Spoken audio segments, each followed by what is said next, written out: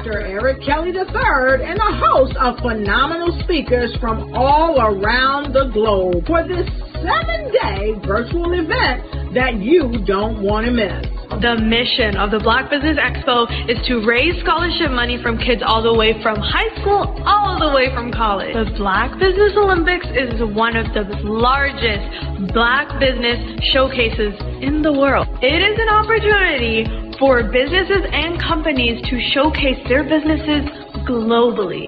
We are going to be giving away laptops up to $5,000 away to students. Again, I'm Olivia Appleberry, the founder of 2 Cents Finance and one of the speakers for the expo. I am so excited to see you there. For more info, go to www.blackbusinessexpousa.com or call 919-308-9090 and hope to see you there. I am Black Business. From the moment I wake until the time I sleep. Yes, I am Black Business. I am Black Business. Tell me, are you Black Business? I am Black Business. Do you support Black businesses? Listen, I support Black business because I am Black Business. Black Business Expo, one of the largest business showcases in the history of Black business in the world. The world! Sign up today at www.blackbusinessexpousa.com or call 919-308-9090. I am Black Business. I am Black Business. From the moment I wake until the time I sleep, I am Black Business. I am Black Business. Are you Black Business? I am Black Business. Do you support Black businesses? I support Black business because I am Black Business. Black Business Expo, one of the largest business showcases in the history of Black America in North Carolina. Join Dr. Eric Kelly III and a host of phenomenal speakers from all around the globe for this 7-day virtual event that you don't want to miss. The mission of the Black Business Expo is to raise scholarship money from kids all the way from high school all the way from college. The Black Business Olympics is one of the largest Black business showcases in the world. It is an opportunity for businesses and companies to showcase their businesses globally. We are going to be giving away laptops up to $5,000 away to students. Again, I'm Olivia Appleberry, the founder of 2 Cents Finance and one of the speakers for the expo. I am so excited to see you there. For more info, go to www.blackbusinessexpousa.com or call 919-308-9090 and hope to see you there. I am Black Business. From the moment I wake until the time I sleep. Yes, I am Black Business. I am Black Business. Tell me, are you Black Business? Black Business Expo, one of the largest business showcases in the history of Black business in the world.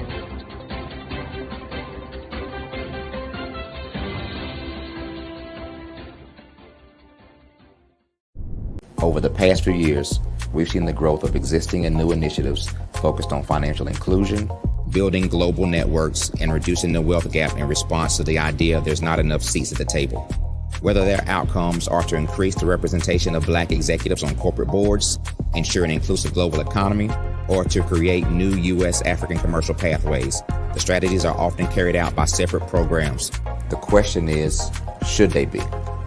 With the continent of Africa being home to more than half of the world's fastest growing economies, the youngest workforce, over 400 companies generating more than $1 billion annually, 700 generating more than $500 million annually that are poised for growth, and being the destination of nearly $5 billion in venture capital in 2021. Diversifying U.S. and Africa commercial engagement by building bridges between African businesses and their U.S. diaspora should begin being seen as mutually beneficial.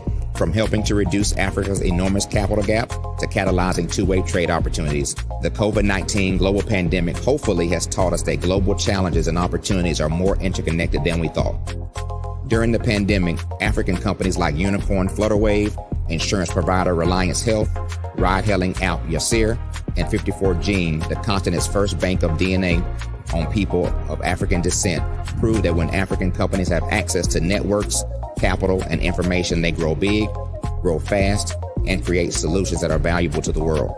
This is why BeDirect was created. We are the first U.S.-based but African-centric board preparedness and board search company designed to connect U.S. Black talent and corporations to African businesses. Unique and fundamental to BeDirect's success is our process of helping board candidates adapt their experience and networks to an African context before they're connected to high-growth companies that are looking to locally and globally scale. From our focus groups with African business execs and government leaders, we don't ignore the sentiment that business is easy, but people are hard. Having a pool of board candidates with hard-to-access networks and extensive experience across the business life cycle, including successfully raising capital, is table stakes for an initiative like this. So yes, we have that. But corporate or entrepreneurial success in the U.S. does not guarantee success in Africa. Developed alongside industry partners on the continent, our training program, BeDirect Prep, is designed to transpose their experience to create cultural comfort, understanding, and a commitment to helping businesses in Africa scale. Our board governance sessions are African continental and country specific, integrated with cultural awareness and dexterity training, masterclasses led by African industry execs, and mentoring and coaching from African continental-based facilitators. But even more unique to BeDirect Prep, we cap off our training program with an immersion trip to help candidates that have not been to Africa before see and feel Africa's complexity and opportunity from African soil. We all know traditional network-based board placement has historically left a lot of us out of ever really being in the paid board pipeline. Our strategy supports the work of many great organizations that are successfully filling seats at U.S. board tables by creating more tables for those that are still left on the sideline. It's time to start seeing the role and value of U.S. Black talent and businesses on the continent of Africa differently. Old perceptions and habits limit economic inclusion. Let's transition Black talent and the African businesses they will support from the periphery of the global economy to its core. Living in a global lockdown, we all know now how fast local and global economies can change, and see the value of having businesses that hire, strengthen local value chains, and even grow globally. Status quo in any form holds back progress. We must democratize U.S.-Africa commercial engagement by socially and economically connecting cultures that have long been disconnected. It's time for Africa's U.S. diaspora to redefine their global value by helping African businesses scale continentally and globally.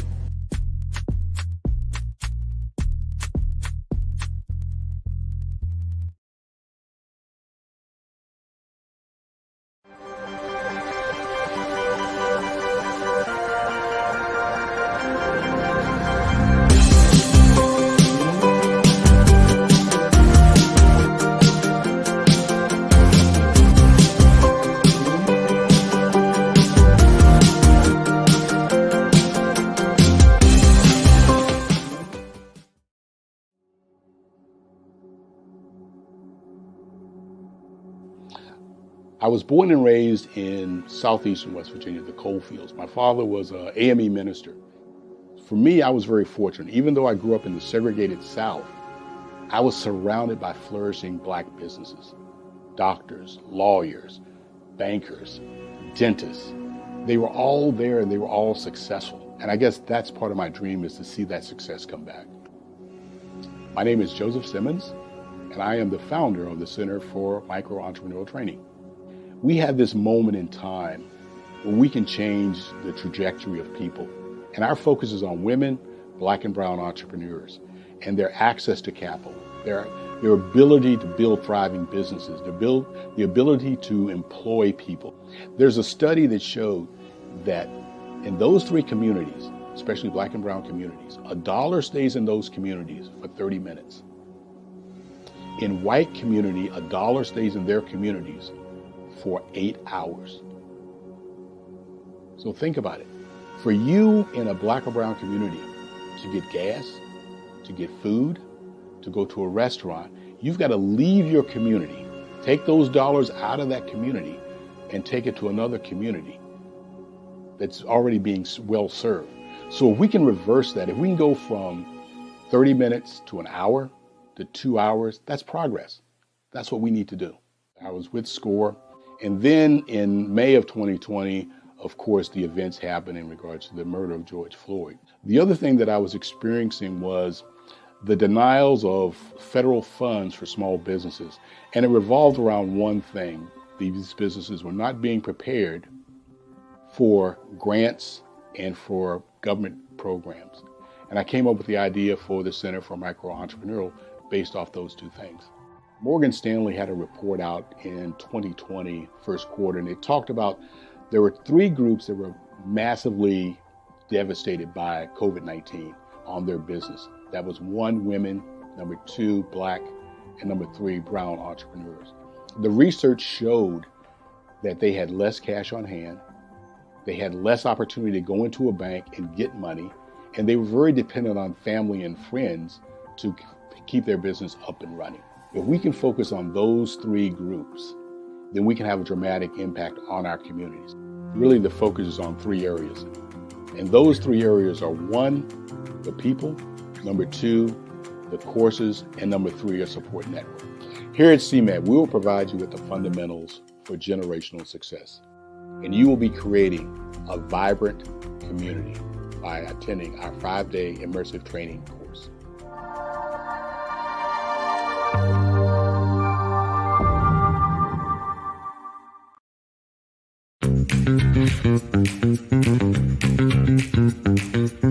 It's time for you to start bossing in social media.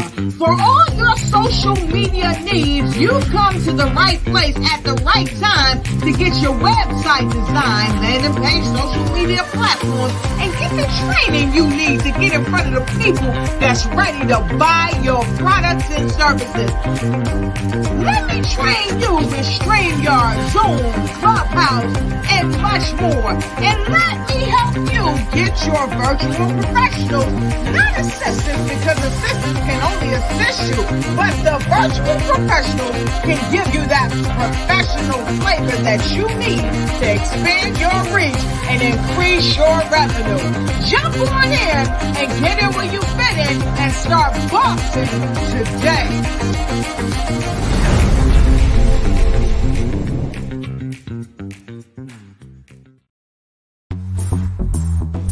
Attention all entrepreneurs and companies. Are you looking for reliable and efficient virtual assistants and back office support to help you manage your business tasks? Look no further than Superwoman Business Services.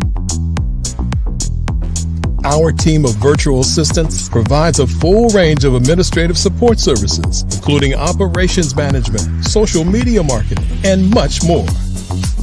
We also offer website design services to help you create a professional online presence that reflects your unique brand. In addition to administrative support and website design, we offer business development and structuring services to help you grow your business and achieve your goals. We'll work closely with you to identify areas of improvement and develop a customized plan to help you reach your full potential. At Superwoman Business Services, we understand that running a business can be overwhelming and time-consuming. That's why we're here to help you fly high and achieve success. Our virtual assistants are highly skilled, experienced, and dedicated to providing you with the support you need to thrive. Come fly with us and take your business to new heights. Let us help you become the superhero entrepreneur you are meant to be.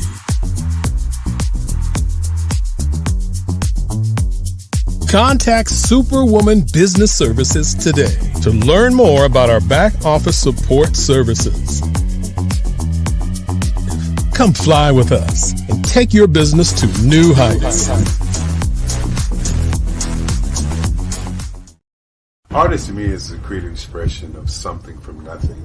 You know, it explodes onto the canvas, or it explodes on in my work. One of the things that I try to do more than anything is I try to just give the lines and the movements and emotions and expressions into to what I do. Art really means to me a chance to express how I feel deep down inside. Most of my art begins as a thought that I might have, you know, whether it's sports, whether it's history, whether it's a woman or a man. It pretty much starts as an idea of thought before I get into the actual image of what I'm going to draw. I do a lot of historical pieces. I was a history minor in college, and I love to do history pieces. And a lot of times I'm thinking about history, and then I try to make that history impact you as you look at it. That's one of the reasons I do pictures so large. People ask me, why do I do the pictures so big? And I tell them, I want the piece to impact them as they're looking at it. To kind of dominate their space. And most of my pieces I try to do off page. I don't try to do anything that's going to be in those four corners or in a square. And I want your imagination to be a part of the piece that you're looking at.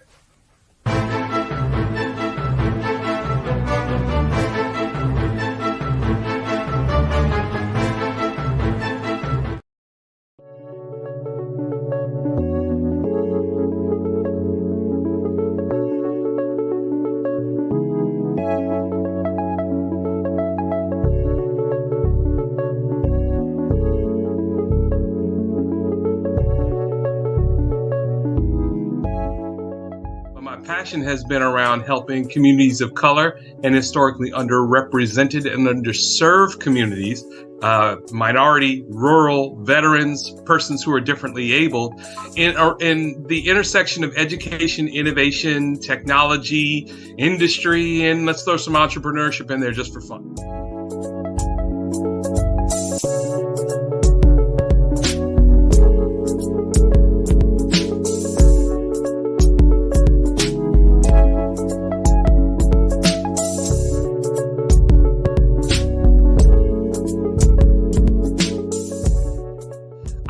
More around innovation, incubators, accelerators. I love the idea of going from innovation to commercialization.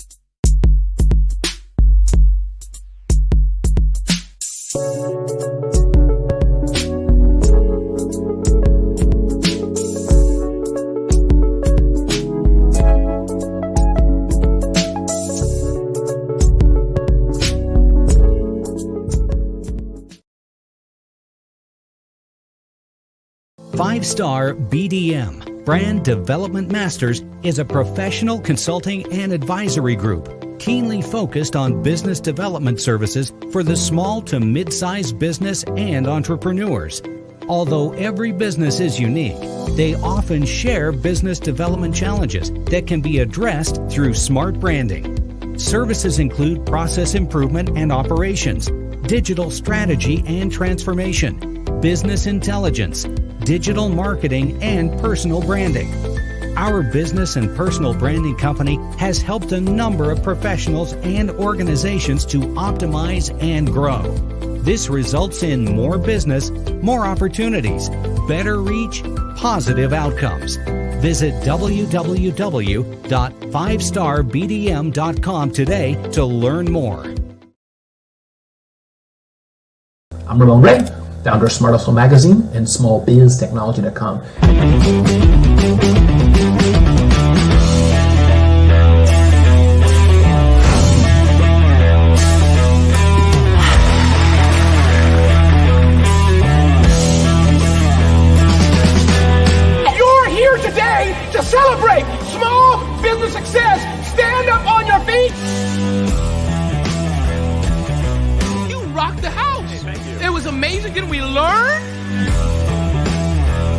For me, success comes from failure.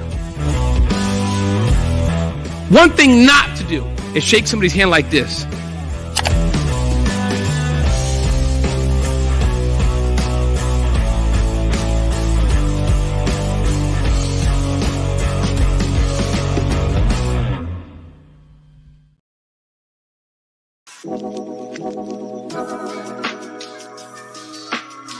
The African company and the African CEO is making a conscious decision to bring on someone external to the continent versus bringing on someone who is from Ghana or Kenya or South Africa. And so the skill sets of the people that we take through our executive leadership training program and ultimately on the placement, obviously have to be extremely high caliber. So what we look for are corporate executives at the vice president to C-suite level, as well as Black entrepreneurs. When we look at the Black corporate executives, we're looking for some very specific skill sets, whether that be around supply chain, sales and marketing, engineering, product development. We want our folks to be able to add immediate value to the corporate board, right? And the other thing is, even if they don't necessarily have specific industry experience, they're bringing a diversity of thought.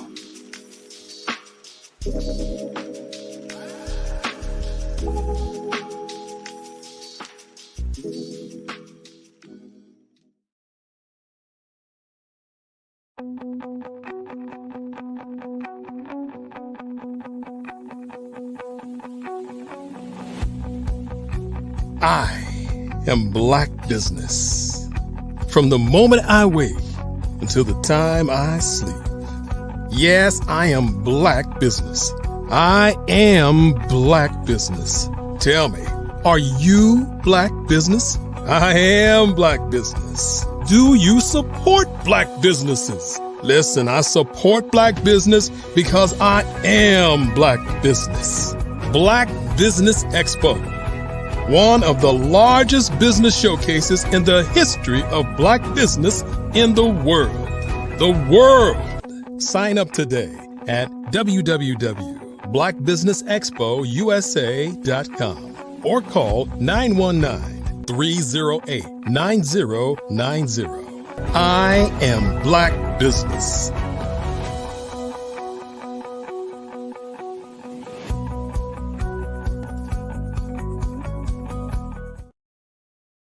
Hello, good afternoon, Black business owners, entrepreneurs, thought leaders, and corporations. Welcome to the Black Business Network. My name is Tamisha Thomas, and I'm your business moderator for this afternoon on the Black Business Network. The Black Business Network is a 24-hour business network showcasing Black businesses, business owners, entrepreneurs, and thought leaders worldwide. We have speakers from North Carolina, London, Singapore, Africa, Japan, and cities all over the United States. The Black Business Network is a global community sharing its business knowledge to empower, inspire, and educate businesses about business. Today, I have in the studio with me Mr. RJ Stevenson. Hi, RJ. Hey, how you doing? I am doing wonderful. How are you doing today? Doing absolutely well. Thank you for having me. Yes, I've heard some amazing things about you. Can you tell us more about RJ? Who is this mystery man this is my first time interviewing you on the Black Business Network, but I heard you've been doing some awesome things with Juneteenth, the Fayetteville area. Can you tell us more about your background and what you do? Gotcha. My name is RJ Stevenson. I'm a North Carolina native from Goldsboro. And I have been from North Carolina. I relocated in 2012 to Arkansas, 2017 to Tampa, Florida. And I have recently relocated back here to North Carolina. And I'm excited about the opportunities to become a part of the viable and robust business community here. I run a company called Creative Concepts Production and Design. Been doing that for 20 years. We provide a full service of production, design, and graphics and web, and just filmmaking, documentaries, all sorts of things, streaming services. I'm an ordained minister and also a multi-instrumental musician as well. So I get around quite a bit, travel very extensively, and I'm just excited to be back in North Carolina to do some things in business. For the last 3 years, I co-produced the Juneteenth, the Tampa Bay Area Juneteenth Festival with Rock the Block. And now I'm back in North Carolina. So seeing what I can do to add my imprint here to the local business area as a small business entrepreneur, and see what I can do to just extend and elevate the experience of North Carolinians worldwide. So you are a man after my own heart. I have some of the same services you do. I teach my services to kids and make it viable for them, give them STEM and small doses so that they're connected to industry. So you said you relocated here this is your home base, but you're returning back from Arkansas, was I heard? I'm returning here from Tampa, Florida. I've been in Tampa since 2017. Okay, so Tampa, Florida. So how does the Tampa, Florida market differ from the North Carolina market? I can imagine some things in my head, but tell me what makes us attractive to for you to want to come back and share your services here. Tampa market is booming. Since around the pandemic, a lot of attention came to Tampa, definitely because of Tom Brady and the Super Bowl. Some other things happened in real estate. Allure Realty, a company that is woman-owned, had a show on Netflix called Selling Tampa. I watched that. That drove a lot of attention to the Tampa Bay area and caused the cost of living to go through the roof. We also had the Tampa Bay the Tampa Bay Rays baseball team was supposed to be moving to another area of Tampa outside of St. Petersburg. That real estate deal didn't go through, but it still caused an amazing merge and burst of real estate commercially around the Tampa Bay area. So the cost of living started to increase, but you started seeing large skyscrapers pop up in spaces that no skyscrapers were there before. So economic development, community planning, what we call gentrification or urban development, all of those things are sort of changing how Tampa is and how Tampa feels. And for me, it was time to come home. You go out into the world, you experience great things, you meet great people, build up your resources, but there's no place like home. Dorothy said it best. So coming back to North Carolina, I wanted to be able to now have this experience, come back and become an innovator here in the area, a leader. It's one thing to be in a place where everything's competitive in terms of business. But what I've learned is the mark of a person who's really learned how to do it is to go back to where they come from and be an impact to that community there. So I'm glad to be back here in North Carolina. So you're going to bring an international flair to North Carolina is what I'm hearing. That's what I'm hearing. Absolutely. I believe North Carolina deserves to have the same kind of businesses, services, and resources that everywhere else in the world does. I've been to Dubai shooting documentaries. I've been to Ghana shooting documentaries. And if I can shoot a documentary in Ghana, I can definitely shoot a documentary in North Carolina. Yes. So bringing those experiences here to the coastal region is just going to be an amazing thing. My end goal, not my end goal, but one of my future goals, short term, is to develop a film studio here in Fayetteville, North Carolina. The only place in North Carolina people really go for film is Wilmington. That sort of shows you the beach. Dawson's Creek was famous for being there. But I believe that urban development and urban areas in North Carolina are just as attractive to filmmakers and companies. So coming here to Fayetteville, North Carolina, there's Fayetteville State University and Methodist University here in town. There's Fayetteville Tech Community College. I want to be able to do something in this region that not only re-identifies or identifies North Carolina as a viable piece of the film industry, but provides that level of experience to those who are interested in delving into that marketplace as well. Well, North Carolina was when Bill Arnold was our film commissioner and was giving tax credits to the film industry. North Carolina was number 2 in making films. So we have like many exhibits downtown that pay homage to that. And so we kind of got sore when we lost our tax credits, but because of how scenic we are, where we have the mountains to the coastline, you can film a lot here. So welcome from Dubai, welcome from Florida, welcome back home. Because you're a girl, I'm a girl after your own heart. After your heart, it's like, who said Hollywood had to be in California? Who said it, right? And it's about us storytelling, telling our stories.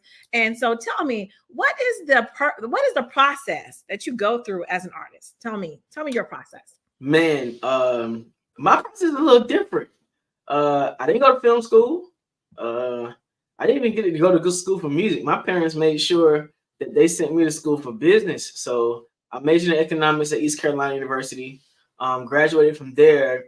So I sort of see the dollars.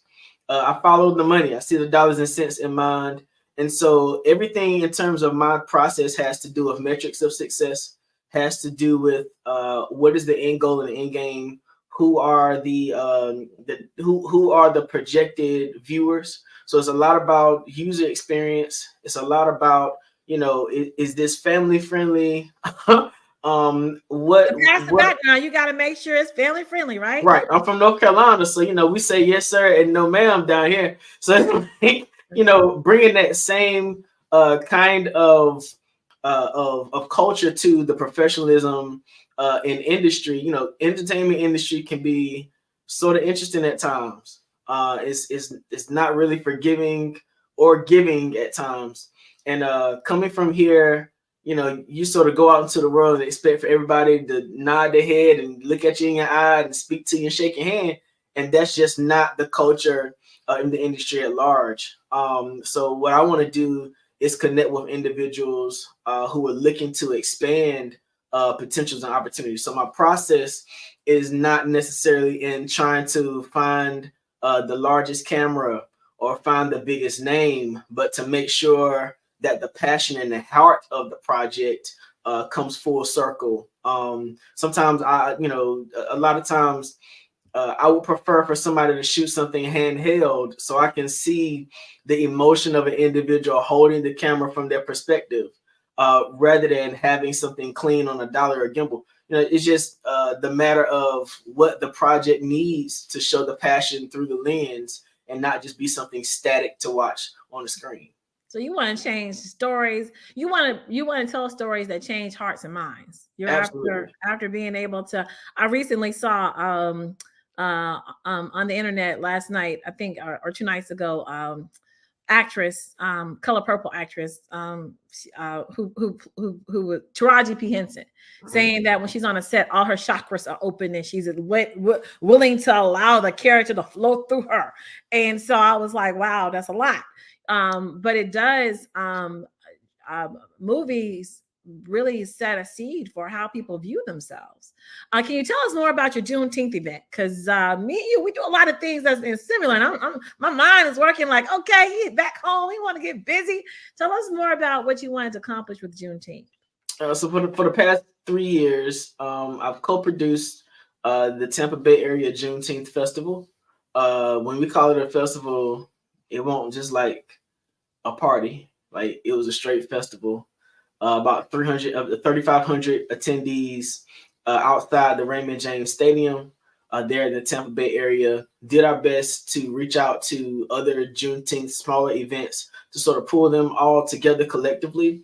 I'm sort of just relocating back to the area and haven't really been able to like stick my fork in the ground yet. I can help you. But in 2025, definitely looking to have Juneteenth on the hearts and minds of people throughout the nation, not just here in North Carolina. It's about taking the opportunity to remember where we come from, to tell a story that's often glazed over and mistold and overlooked, to allow our young people in this state to be proud of the heritage of those who came before them, and to really lift up what freedom really means. to understand that just because someone told you were free doesn't mean that they act like you're free or give you the experience that's sustainable to be free. And so the story of Juneteenth collectively is a story about a people who were Black people in this country who were documented as free but not told. So, you know, the concept of Juneteenth is us celebrating that heritage. And coming from Tampa, Florida, in a state that didn't want to hear nothing about critical race theory, in a state that pretty much is trying to wipe out the face of Black history through the educational system, it's important for me to come back home and make sure little Black boys and little Black girls have a good base of understanding about where they came from so they can be proud about who they are.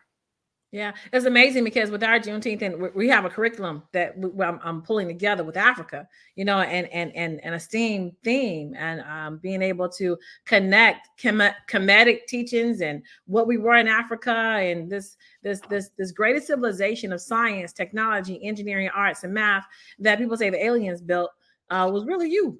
You know, it's us, you know, so we gotta, especially in this market. So, you know, you're just coming from Florida, international city, but Raleigh has Raleigh Chapel Hill area is known for tech and research university. So it's really, really strategic that we align ourselves with that harmonious energy that was once us. That was our energy, and it was very efficient, right? You know, because as I begin to look at the pyramids, I was always told it was a tomb. I just realized it was a way to conduct wireless electricity and provide light bulbs in Africa, and that's stuff that we're not told. How do you fuse ministry with events, with Juneteenth? How are you using that with your branding and the marketing? How does that play your faith beliefs, and how does that transcend to what you're carrying through in the community? Because sounds like you got a ministry that's more than just wow. It's a ministry where you up and you're working and you're not a bench member in your faith, because it seems like you're a man of movement. Can you tell me more about that? Well, the only way I could be a consummate innovator is if I had a straight connection with my creator, right? And so if I look around at everything that was done, the first level of innovation was light. And so building off of that, what it is it that I'm supposed to do in this world? There's nowhere in the world that an adopted kid would have been given a chance, and 45 years later, I didn't look back and see what I was able to produce or create, or what path I could find, or what new solutions I can add to the experience if I was not connected to my creator. And so in terms of ministry, I'm an ordained minister. I've pastored and I've planted churches. I've been in and out of denominations. But what I'm finding, the truth and passion for me in ministry, is not inside the walls. It's how do I tell the story of civilization and who mankind is from the perspective of our creator. And so when I look at perspectives, I'm doing it from an honest opinion. It's not watered down. It doesn't have those colloquialisms involved. I really want to show people a lens of how the creator sees them, and not just what somebody told them they should be doing, you know? So when I'm in ministry and the way I fuse ministry and marketplace, I'm the same consistent person. I don't code switch. I don't put on another face when I walk into the boardroom. It's all about, you know, just like I do children and youth ministry inside churches, I'm in the community making certain that children and community are cared for, whether I have a cross around my neck or if I'm under a steeple. So to me, you know, the minimization of a box that we call the church building should not minimize the way that I'm able to have an impact in the world. So I expand. I don't just allow ministry to be something that I do in an institution. Absolutely. I make innovation my institution. And so I'm here to make everything around me better. So that's ministry for me. What are some of the challenges that you've had in getting to this space that you are in now? Entrepreneur, philanthropist, a man that understands processes and structures is what I'm hearing. With ministry behind you, and a God that you're serving your life on purpose. What has been some of your challenges, and how were you able to get past those obstacles? One of the major challenges is when you live life like this, people who've never seen it before don't know what's going on. You know, how'd you get that? It's called a holy hookup. Yeah. So it's like, you know, when you see a situation where people are like, "You a pastor?" Yeah. Why is that so hard to believe? Well, what's a pastor doing at the fashion show? Well, I'm producing the fashion show. What do you mean you're producing the fashion show? Well, all these models that's in this fashion show, I know all of them. And I can go from being behind the curtain, making sure everybody's okay, making sure the process is all right, to even taking them back there to make sure they pray, take a moment to level themselves and know that everything is going to be all right. And after they finish walking across the stage, there's something more that they have to do with the influence they've been gaining on this stage. It's not just about a social media post. It's not just about another picture, but you have some kind of impact that you're supposed to bring to the world because people are being influenced by you. So, you know, a part of the challenge is being able to explain, you know, how in the world do you go from doing construction this day to production the next day? Ain't you just doing too much? And I say, well, why aren't you doing more? Maybe if you were doing more, I could calm down and do a little less. You know what I'm saying? It's that kind of stuff. You're trying to save my people in their mind, spirit, space, in this space, and you're putting business principles behind it. And so the biggest challenge I'm hearing is that people don't believe you're you when they see you. Man, it's you'd be surprised. I have some amazing opportunities to be very impactful in a lot of areas, and I just believe it's my job and responsibility to leave as much an indelible mark on the world as I possibly can. Lastly, what does a good life mean to you, and how do you strive to achieve it in your daily life? Man, let me see. I believe in Ephesians 3:20. Okay. It's about exceeding abundantly for me, and exceeding abundantly does not equal mediocre. Exceeding abundantly means above all I can ask and think. That means that the only way that I can become more is to expand my mind. That means I can't be limited by the examples that I see in front of me. I can't allow somebody to tell me how big my box is, you know. And so I don't mind coloring inside the lines. My thing is, why my lines gotta look like your lines? I got a pen. I'm gonna go make my own lines in my own lane. You know what I'm saying? And the worst thing to tell somebody like me is no, or that I can't. Fortunately, nobody ever told me what I couldn't do. You know, one of the things I take away from my birth story is I don't know where I came from, so the limits of the people I'm around don't really apply to me. My parents didn't want me to necessarily be a starving artist or a broke musician, you know, so they sort of tried to steer me away from music. But the only way that I could really be comfortable and really compassionate and passionate about what I was going to do in my life is if I did what was true to me. And if I put my passion into what was true to who I am, then there's no way in the world a creator would choose for me to starve. You know, he's provided me with everything I need to be productive in my life. And so I stick in that lane. And if people don't understand it, I let them try to figure it out the best way they can. So RJ, we have a Juneteenth event. I just want to shamelessly invite you to June 15th. Mark it on your calendar. Don't just come. We want you to help run the show.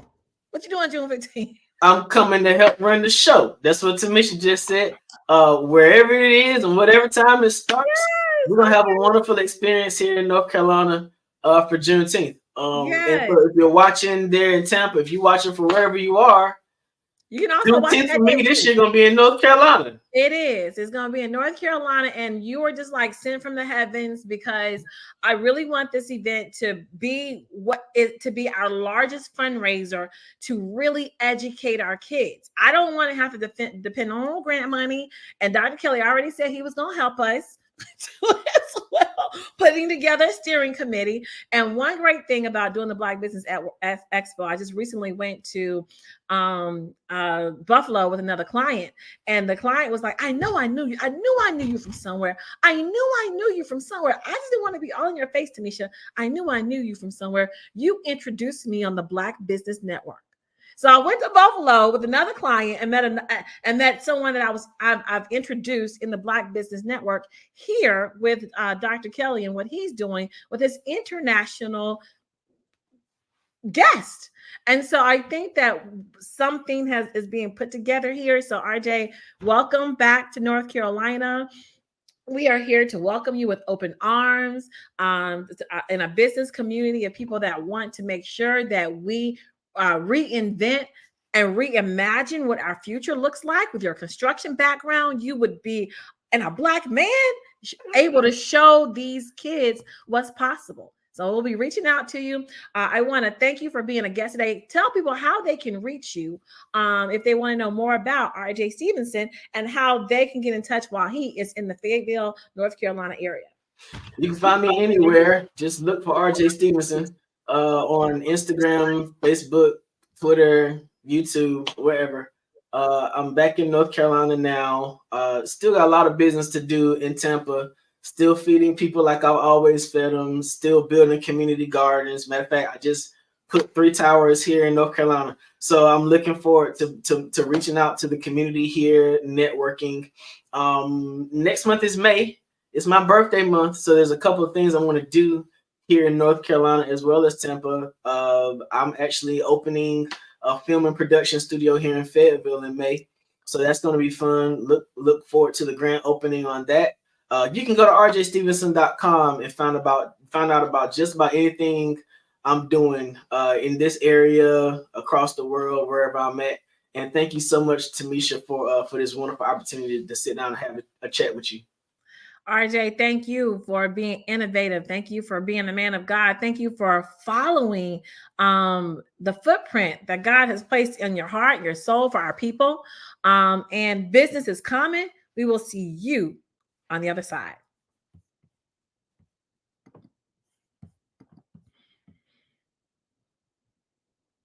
Thank you for, again, RJ, for being with us today. We want to make sure that you guys know that the Black Business Mission is to raise funds for high school seniors going to college or K through 12 entrepreneurs. This expo is a fundraiser for students. You may go to www.blackbusinessexpousa.com to donate to the scholarship fund, or use the Cash App that's on the screen with $BBXUSA. Our goal is to give laptops and up to $5,000 to 10 students. Students can register online at www.blackbusinessexpousa.com. Every dollar counts, so we want to remind you to donate to the scholarship fund. I want to thank our Black Business Expo USA sponsors for March 2024. NC 100, Moody Capital Partners, Suede Soul, Lotus Richey Coaching and Training, Carolina, Virginia Minority Supplier Development Council, Step Management, The Hello LLC, Barbara H. Smith LLC, Marjorie McLean Foundation Incorporated, Genius is Common, Earth Essentials, 5-Star BDM Media, Maloney Shawnee Global, Executive Women's Success Institute, The Quality Coaching Company, Superwoman Business Services, Creative Force Studios, Lee Entertainment, Artistic App Design, Black Business Expo USA. Genius is Common, and I'll see you on the other side.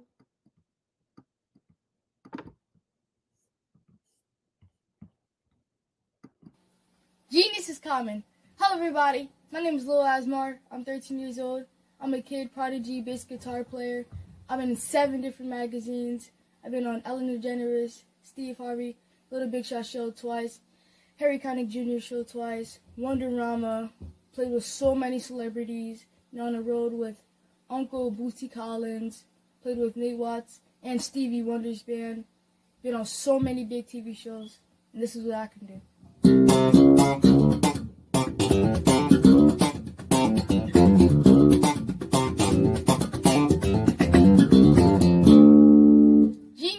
common.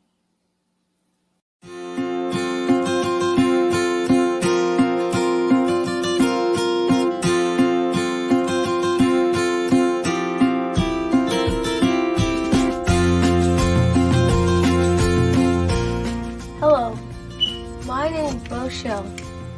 I am 11 years old, and my genius is entrepreneurship, and my genius is common.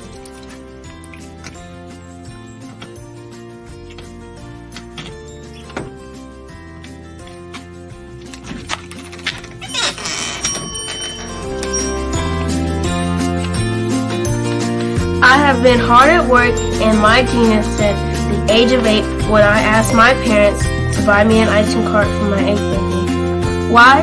Because I love ice cream, and I knew that 99.9% of the world loves ice cream too.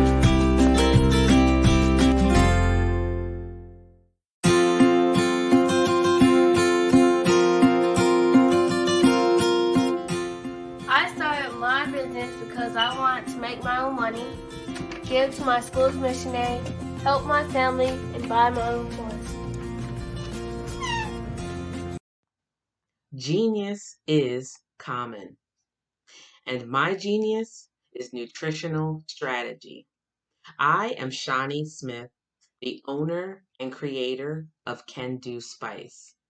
Can Do Spice was created because I knew that adding herbal and mineral supplements to my diet did not have to be boring. In fact, because I'm a food enthusiast, I knew I could create something flavorful and explosive that also had the benefit of adding herbal supplements such as sea moss, bladderwrack, burdock root, and black seed, just to name a few. I invite you to take this journey with me where we come together and take control of our nutritional health. It is my way of sharing my genius, the gift of flavor and the healing power of herbs to the world. What is your genius? Cash flow. 5, 10, 10, 75. I use the cash flow app to keep track of my charities. Cash flow 5, 10, 10, 75 helps you manage expenses, helps keep track of charitable giving, helps you save your money. Cashflow 5, 10, 10, 75. Download it today. Cashflow 5, 10, 10, 75 would like to wish the Cyber Bears good luck in this year's first robotics competition. I'd like you to imagine with me, if you will, opening an app where you can collaborate with like-minded individuals from around the world, get inspiration and in-app tools to launch and grow your business, as well as share your knowledge and earn compensation, all in one app. Well, the name of that app is Truso, short for Truly Social. Hi, I'm Matthew Newman, the founder and CEO of Truso. A new concept in social media, Truso is designed from the ground up to be a platform that's both social and empowering for all its users. How exactly do we do that? I'm glad you asked. First, Truso brings the world together via video. Psychologists assert that video provides a significantly more effective connection than audio only. When you enter a community on Truso, you're face to face. Second, on Truso, you don't have to have 1 million followers to monetize. Our business model allows all hosts and moderators to monetize, no matter the size of your following, by 1, producing fee-based content, and 2, inviting others to join the platform as subscribers. Even more, Truso has an in-app resource library with over 100 free resources, forms, and documents to help you build your brand and grow your business. Third, Truso is inclusive. The deaf and hard of hearing communities make up 360 million people worldwide. Unlike audio-only apps, Truso embraces this community, providing a networking platform that allows them to participate via video and closed captioning. We even have a deaf and hard of hearing foundation in the works as well. Fourth, Truso is both social and safe. We refer to Truso as a virtual extension of the beauty shop, barbershop, and brainchild of the community.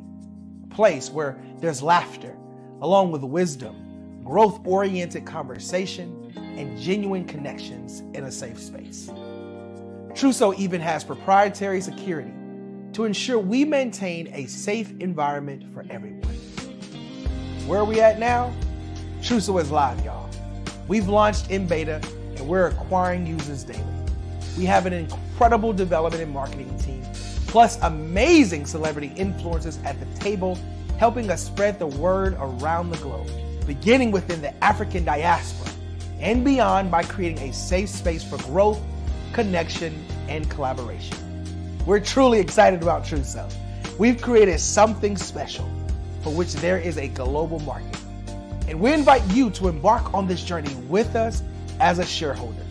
The future for Trousseau is truly bright. Join us and let's go there together.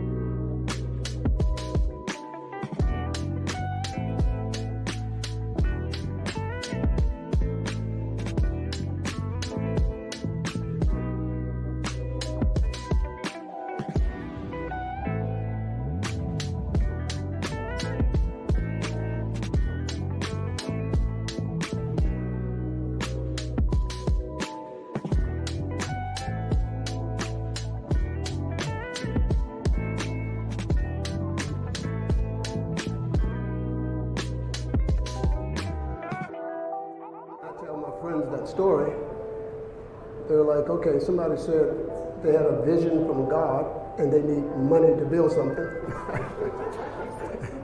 And I was like, well, if this guy tells me that the sun's not going to come up, I would not get out of bed.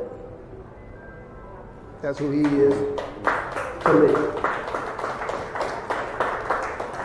And you can see that my judgment is well placed, because in another 8 or 9 months, we're going to, people always say, well, why'd you build the car and the engine is not finished yet? I'm like, well, when the engine's finished, what are we going to put it in? So we had to do the two parts. What we're doing right now is putting those two parts together. And, in 8 or 9 months, Derek Automotive is going to basically redefine the electric transportation sector. But tonight is about having fun. So we're going to have fun tonight. Tomorrow we're going to get back to work. All right? Thanks for coming.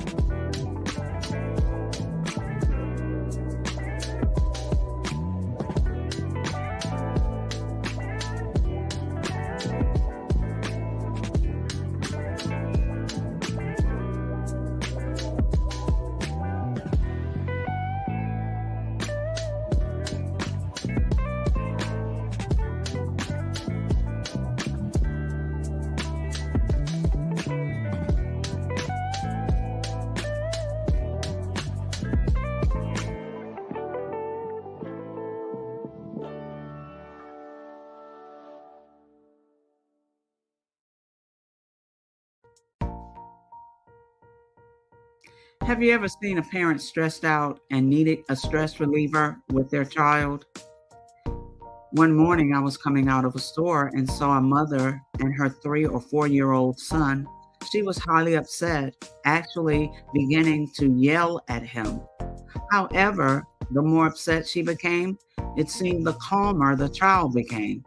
He sat down on the sidewalk, crisscross applesauce, folded his arms, and looked up at her with a smile. You see, the angrier she became, the calmer he became, because he had the control of the situation. Hi, I'm Frizelma Lynn. I am the CEO and founder of Frizelma Teaching Parents, LLC. I'm a retired teacher, school district administrator, an author, speaker, and I am the parenting 911 coach. My mission is to rescue families by equipping parents with proven, effective, and practical strategies to enhance their parenting skills. Many times we as a society expect parents to teach, train, and raise their children without providing the necessary tools they need to accomplish this. However, parenting issues cannot be resolved without intervention. Therefore, Frizelma Teaching Parents has provided coaching programs, digital courses, and live webinar trainings to provide step-by-step research-based parenting strategies, even for parents whose children are disrespectful, defiant, for those who have been diagnosed with ADD and ADHD, and even for parents of adult children. No longer will you have the need to feel like you are a failure as a parent. You'll now have the tools needed for each situation. Trust me on this one. Go to www.parenting911.org. Book a 15-minute strategy session with me or choose one of the coaching programs. Our training helps parents relieve stress.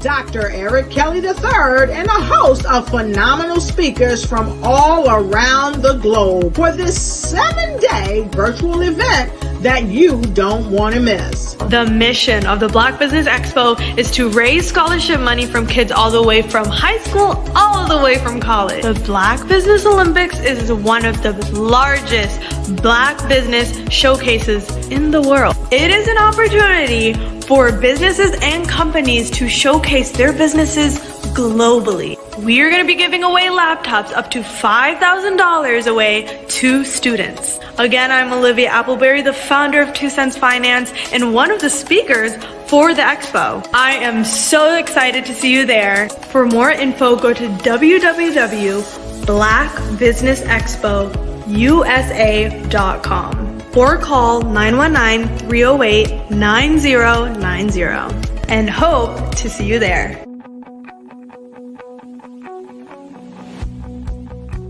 I am Black Business. From the moment I wake until the time I sleep. Yes, I am Black Business. I am Black Business. Tell me, are you Black Business? I am Black Business. Do you support Black businesses? Listen, I support Black business because I am Black business. Black Business Expo, one of the largest business showcases in the history of Black business in the world. The world! Sign up today at www.blackbusinessexpousa.com or call 919-308-9090. I am Black business. I am Black business.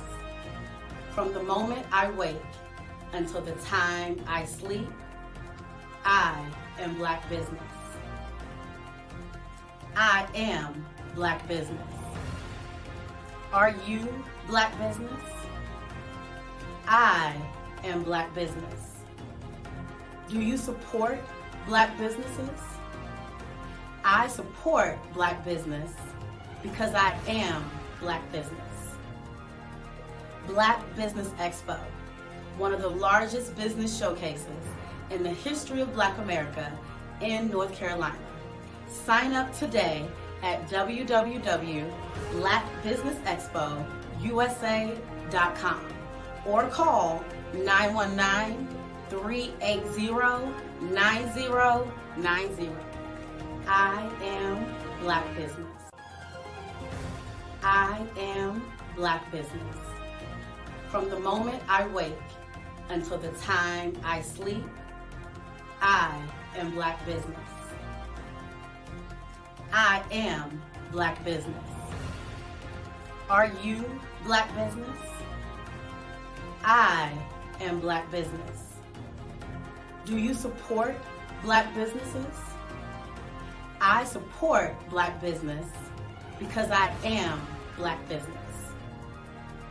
Black Business Expo, one of the largest business showcases in the history of Black America in North Carolina. Sign up today at www.blackbusinessexpousa.com or call 919-380-9090. I am Black business. I am Black business. From the moment I wake until the time I sleep, I am Black business. I am Black business. Are you Black business? I am Black business. Do you support Black businesses?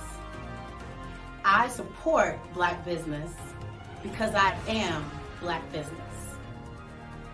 Black Business Expo, one of the largest business showcases in the history of Black America in North Carolina. Sign up today at www.blackbusinessexpousa.com or call 919-380-9090. I am Black business. I am Black business.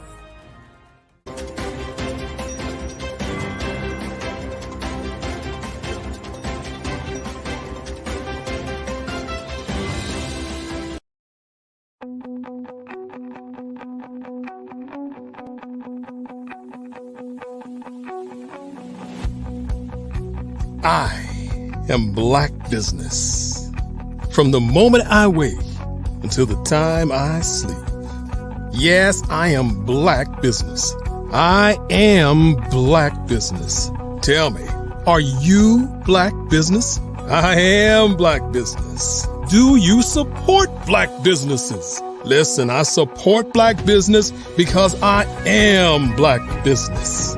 Black Business Expo, one of the largest business showcases in the history of Black business in the world.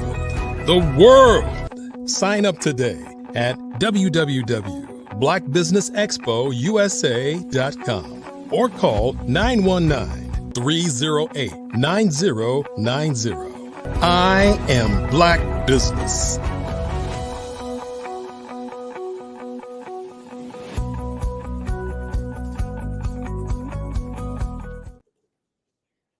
Good afternoon, business owners, entrepreneurs, thought leaders, and corporations. Welcome to the Black Business Network. My name is Tamisha Thomas. I'm your Black Business moderator for this afternoon on the Black Business Network. The Black Business Network is a 24-hour business network showcasing Black businesses, business owners, entrepreneurs, and thought leaders worldwide. We have speakers from North Carolina, London, Singapore, Africa, Japan, and cities all over the United States. The Black Business Network is a global community sharing its business knowledge to empower, inspire, and educate businesses about business. Today, we have in the studio with us Rajik R.J. Stevenson, a young trailblazer in music, media, and ministry. He is the CEO and lead creative director for Creative Concepts Production and Design, a full-service media and marketing company based in Tampa, Florida, with offices in Eastern North Carolina. For over 15 years, the company developed and established the national branding images of businesses, institutions, nonprofit organizations, and high-profile personalities. He is musically gifted. Stevenson is also found much success in the field of music. He is a multi-instrumentalist, songwriter, arranger, producer, and recording engineer. He has credits with countless recording artists, churches, and broadcast companies throughout the nation. Coupling music and ministry together, Stevenson travels extensively, helping to further establish music ministries at conferences and workshops across the nation. His list of industry accomplishments includes serving as a musical and marketing consultant for the acclaimed Gospel Music Workshop of America, developing all national marketing for the 2021 GMWA National Board meeting in Norfolk, Virginia, and the 2011 GMWA National Convention held in Tampa, Florida. Serving over 25,000 registrants from across the globe, Mr. R.J. Stevenson. How you doing, Mr. Stevenson? Hey, I'm so glad to be here with you again, Tamisha. The great introduction. Can't hear you. How you doing, Mr. Stevenson? Can you hear me now? I got you. Great. How are you doing, Mr. Stevenson? To be here with you again, Tamisha. Thank you for the great introduction, and I look forward to the amazing opportunity to share. Jeans is common, and we will see you on the other side. Hey, everybody. My name is RJ Stevenson. I am so glad to be here presenting today on the Black Business Network. This is a major opportunity for me, and I look forward to sharing all about this thing called Creative Concepts Production and Design. I am gifted in a lot of different areas, but today we're going to talk about film production, marketing, design, branding, and all of those things.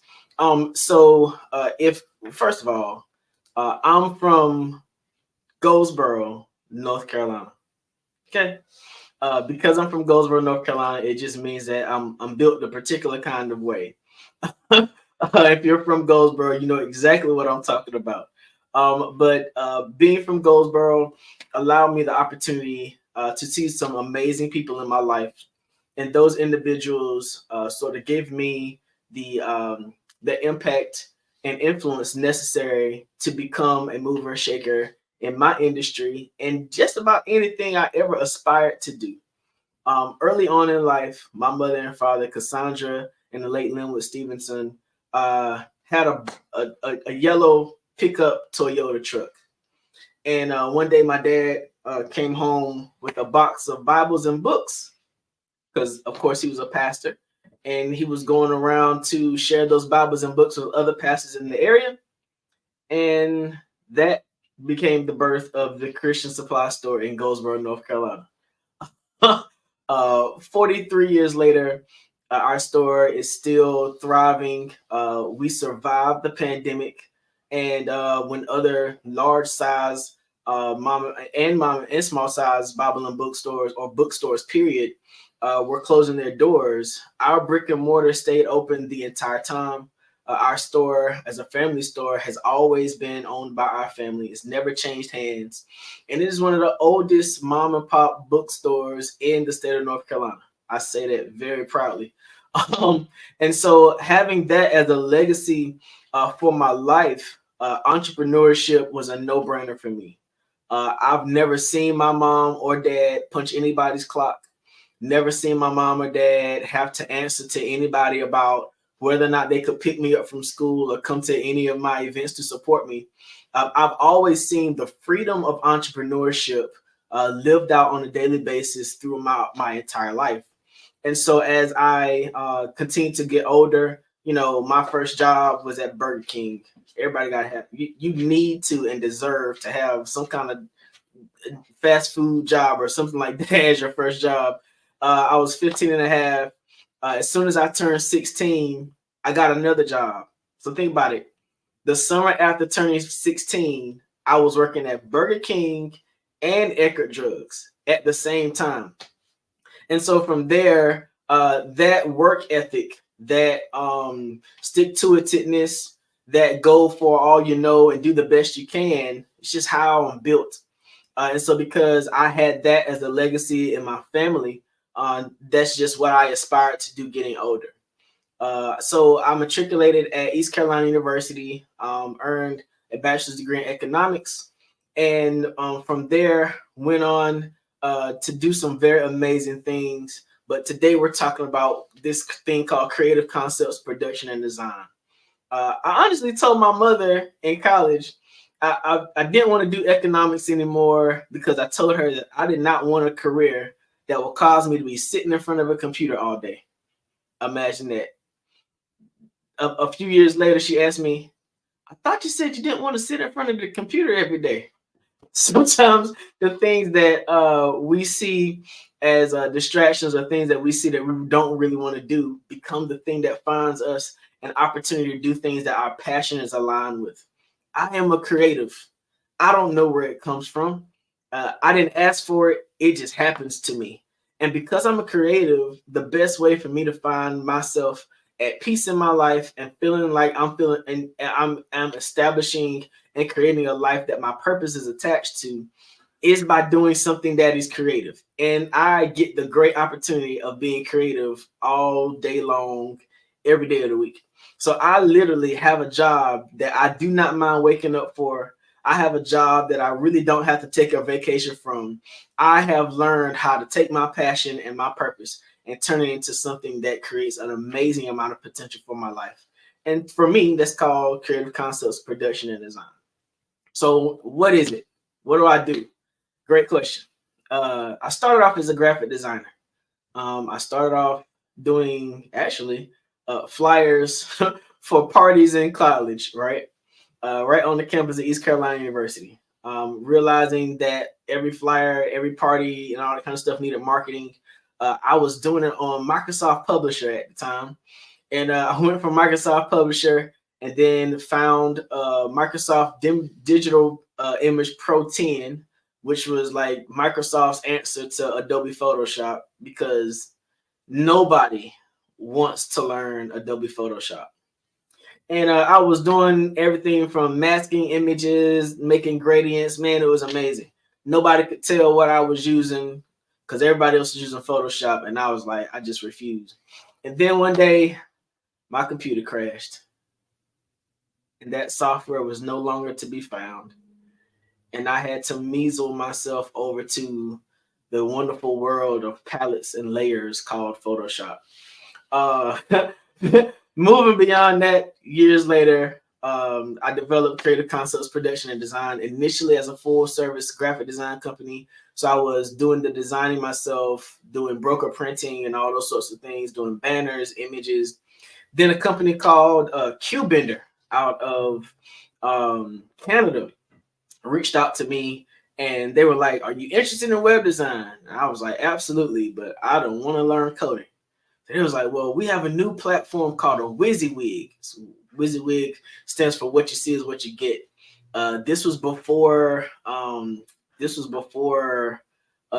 Wix and before WordPress and all that stuff. Oh man! And so because of that, I was able to build websites based on graphic design alone. Was able to make the links real. Was able to connect it to other places with buttons and those sorts of things. And so I added web design to my portfolio. And after about 300 websites on that platform, I started having a disdain for the pictures that people were sending me. That's right. Right along that time came the era of cell phone cameras. Man, it really messed me up because it's very difficult to take a low quality image and make a high quality design. And so because people kept sending me cell phone pictures, I was finally like, let me go get a camera and go take these pictures myself. From that idea came the creative lens. So yeah, then I got into photography and video. I got into photography and video not because I had a passion of taking pictures. I got into photography and video because I had a passion for not accepting low quality pictures. All right, let's get that together. Okay. And so once I got a camera and went out and started taking pictures, it's just the creativity of it, having an eye to see what an image could become, taking an image in the onlyest places you ever imagine to create something beautiful was something that I drew a passion for. It was the same thing over and over again, much like music, actually. So because of that, I added graphic design, web design. Then the pandemic happened. The pandemic happened. Everybody was trying to figure out how to do what they were doing on a different scale. At the time of the pandemic, I was running a radio show in the morning on Sundays called the Sunday Morning Power Hour. From there, I added cameras to it so it looked more like a podcast does now. And so I was like, these webcams ain't gonna get it. So I started using DSLR cameras to do streaming. And then churches started asking me how they could get their live streams with better quality. And production just went through the roof. We had clients that I would go to on a weekly basis just to produce their worship services on Sundays, and then go back, post edit those worship services, and help quite a bit of churches throughout the country really navigate the pandemic by offering live streaming solutions for them. Had a few conferences that needed to know how they knew about Zoom, but they didn't know how to get the people from one room to another. So I was able to take Zoom and other platforms and produce virtual conference experiences that helped the businesses to continue to expand and scale during the pandemic. Then came large size productions. Other companies in the industry started to hear about what I was doing and would bring me along to major conferences. I remember doing the Bob Moses Conference. It's a social justice conference that's held up at MIT in Massachusetts. So imagine little guy from Goldsboro, North Carolina is helping to produce a major size conference at MIT. Just amazing opportunity for me to scale my company. Then from there, doing the Juneteenth Festival in Tampa, Florida was just amazing. Being able to coordinate the production of stage coming on, motors and rigging, LED screens, organizing the run of show for the stage, being a liaison for all of the artists that's coming on board, 150 plus vendors outside Tampa Bay's Raymond James Stadium. That was a awesome scale up for my ability in terms of services and skills. Now I'm back home in North Carolina, trying my best to bring those same kinds of experiences here. Another thing that I branched out to do with my company was short form documentaries and film. I've been able to do documentaries of the slave coast, the Gold Coast of Ghana. Actually doing a documentary of the slave dungeon itself. There, right on at the point of no return. That was one of the most memorable opportunities that I've had. Going over to Dubai to do a documentary about the experience in Dubai. The Department of Tourism there invited a large group of African Americans over to Dubai to premiere a resort site called The Palm. And I was able to capture all of that experience in my lens. There's a lot of things that I capture in the experiences that I never show anybody. Those are the things like walking through the city of Dubai to show the different ways that they've been able to take a place that was a desert a few years ago and to create this immersive community. Filmmaking allows me to tell stories that other people really don't get an opportunity to really dive into. Another film company saw me at MIT when I was working with the Bob Moses Conference, reached out to me and invited me to come down with them to Selma, Alabama, a couple of years ago for Bloody Sunday celebration. I had never heard of the Bloody Sunday celebration, and I get there, and the city of Selma is just swarming with people walking over to the Edward Pettus Bridge. That was just an amazing opportunity. Being able to have conversations with individuals from that area, and I got an opportunity for my lens to catch an interview with the only person that was arrested on Bloody Sunday.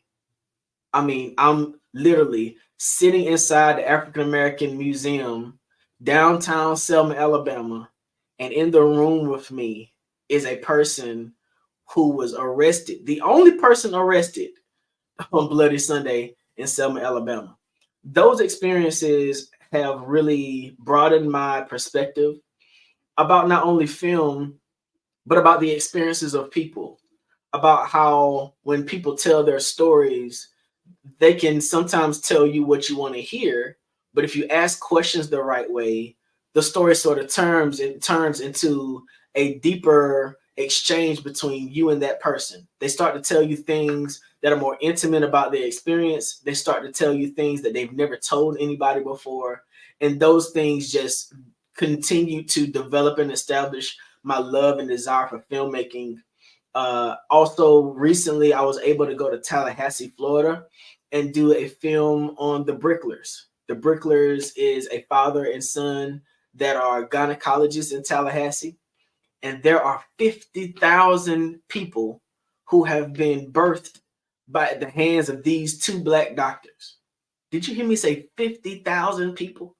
What an amazing story to be in the room shooting a documentary about these two men who have had their hands as a part of the life and birth story of 50,000 people. That's an experience that everybody doesn't get. And then to know that they're a part of history because they're great nephews of Harriet Tubman.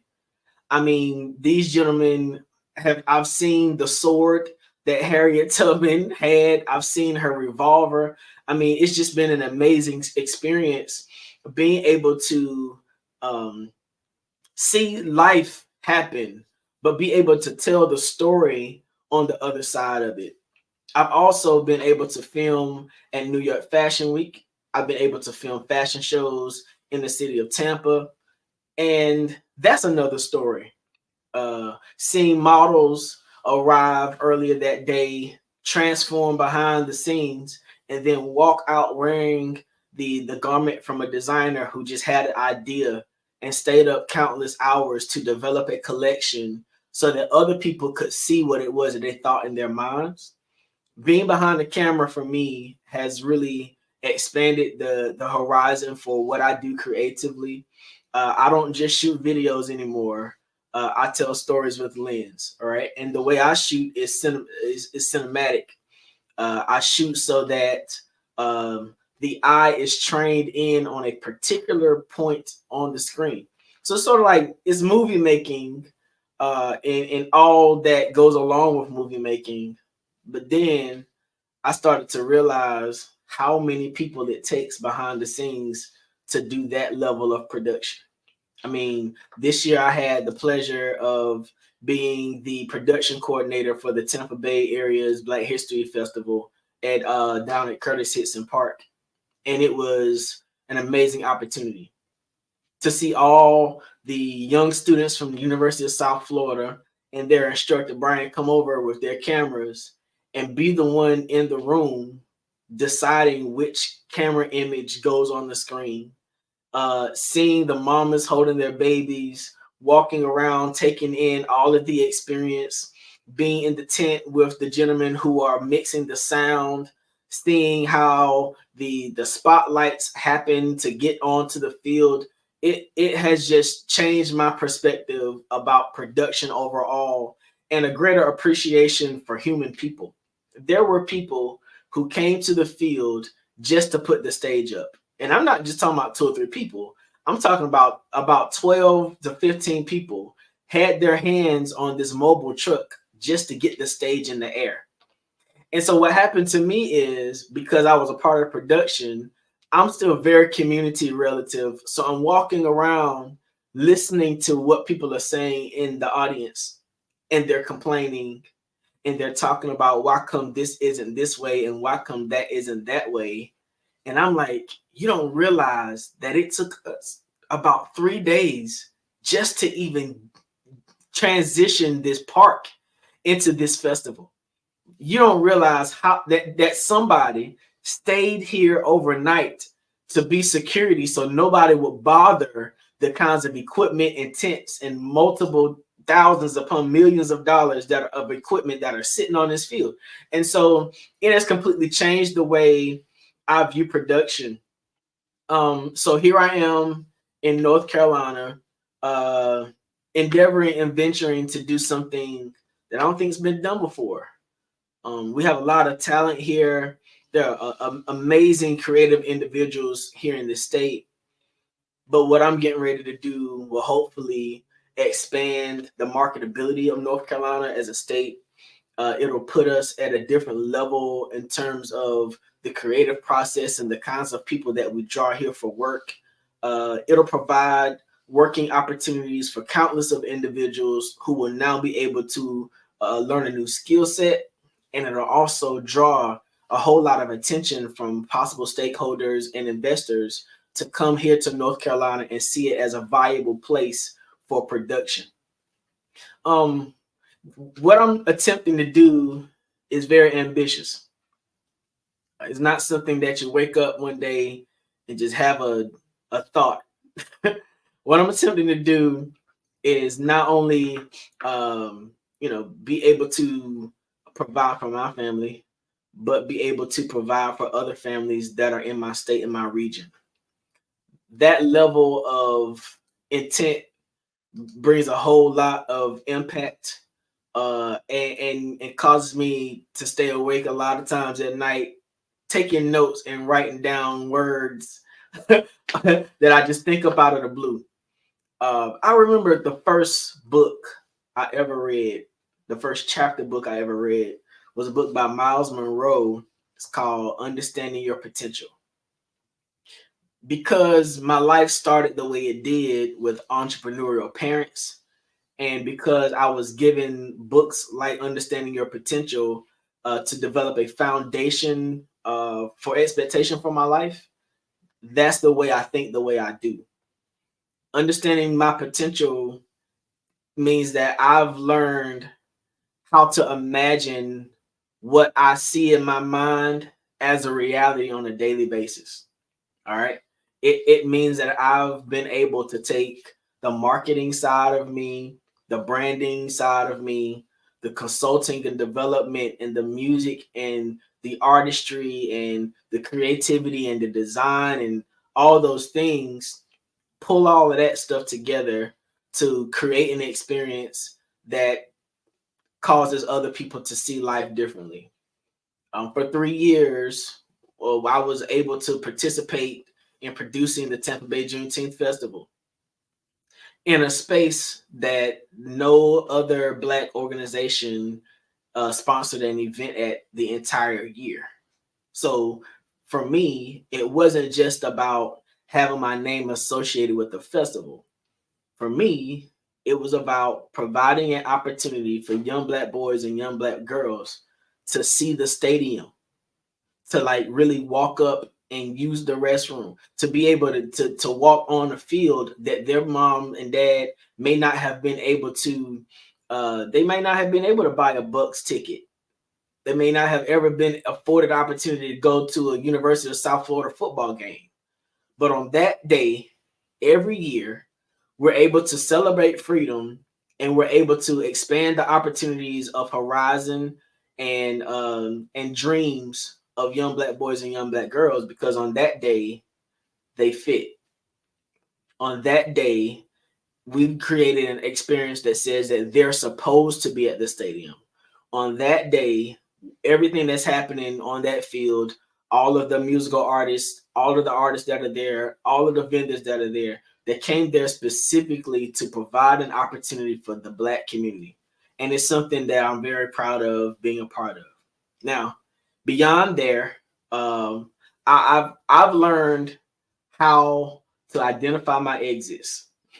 You ever been driving down the road and didn't listen to the GPS, and so you realize that you missed the exit, and now you have to drive whoever knows how long before the next exit comes so you can turn back around to get back to your exit?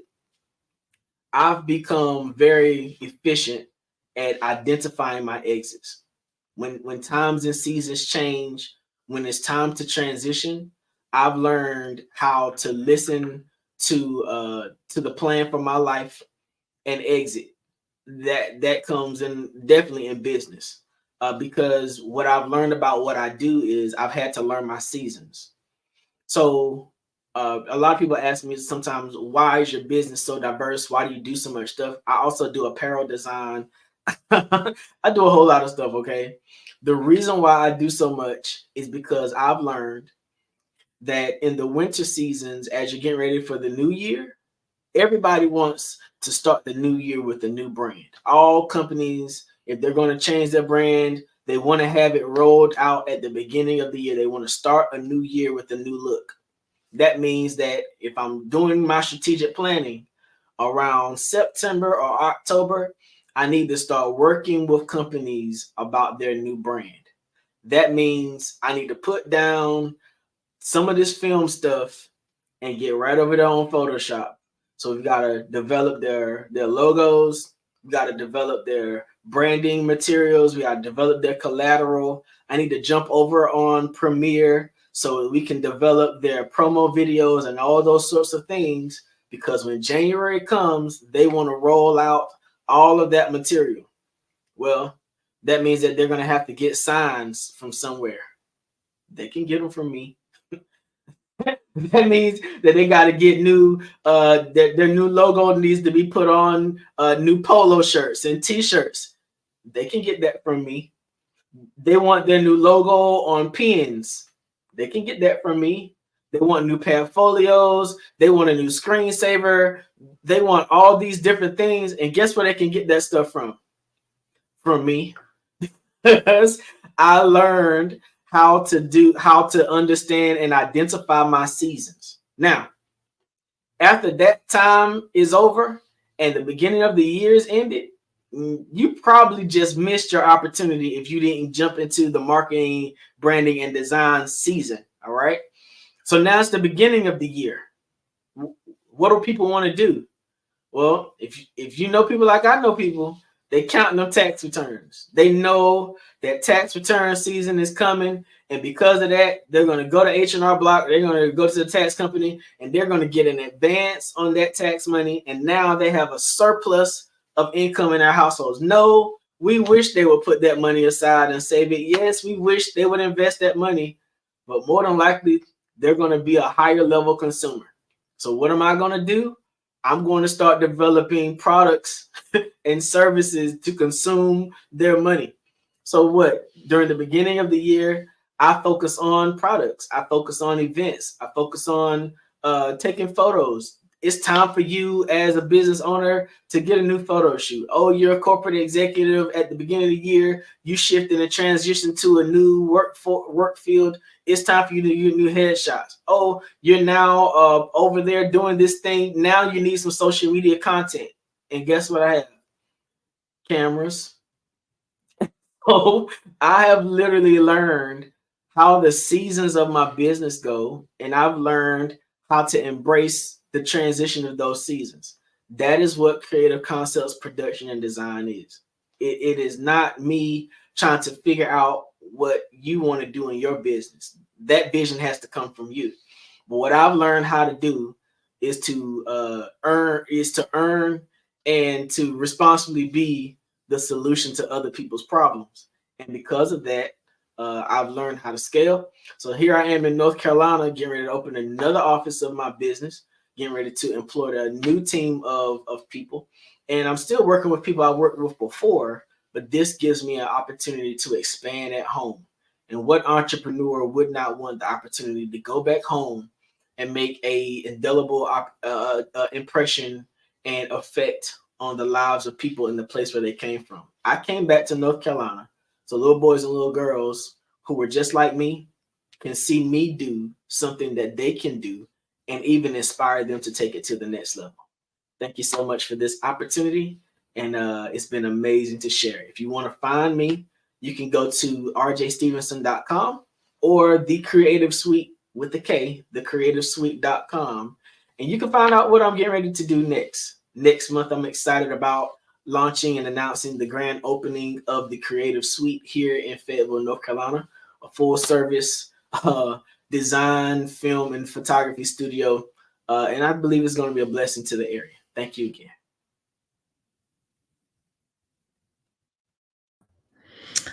RJ, thank you for being here with us today on the Black Business Network.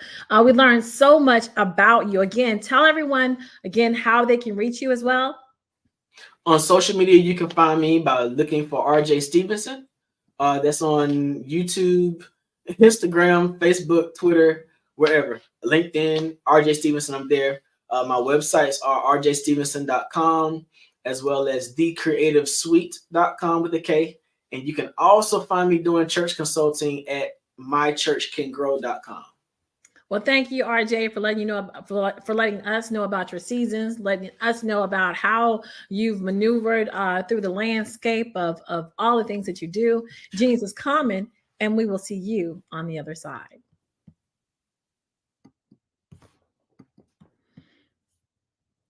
The Black Business Expo's mission is to raise funds for high school seniors going to college or K through 12 entrepreneurs. We want to make sure that the Expo, that you know that the Expo is a fundraiser for students. You may go to www.blackbusinesseexpousa.com to donate to the scholarship fund or to use Cash App, which is $BBXUSA. Our goal is to give laptops and up to $5,000 to 10 students. Students can register online at www.blackbusinesseexpousa.com. Every dollar counts, so we want to remind you to donate to the scholarship fund.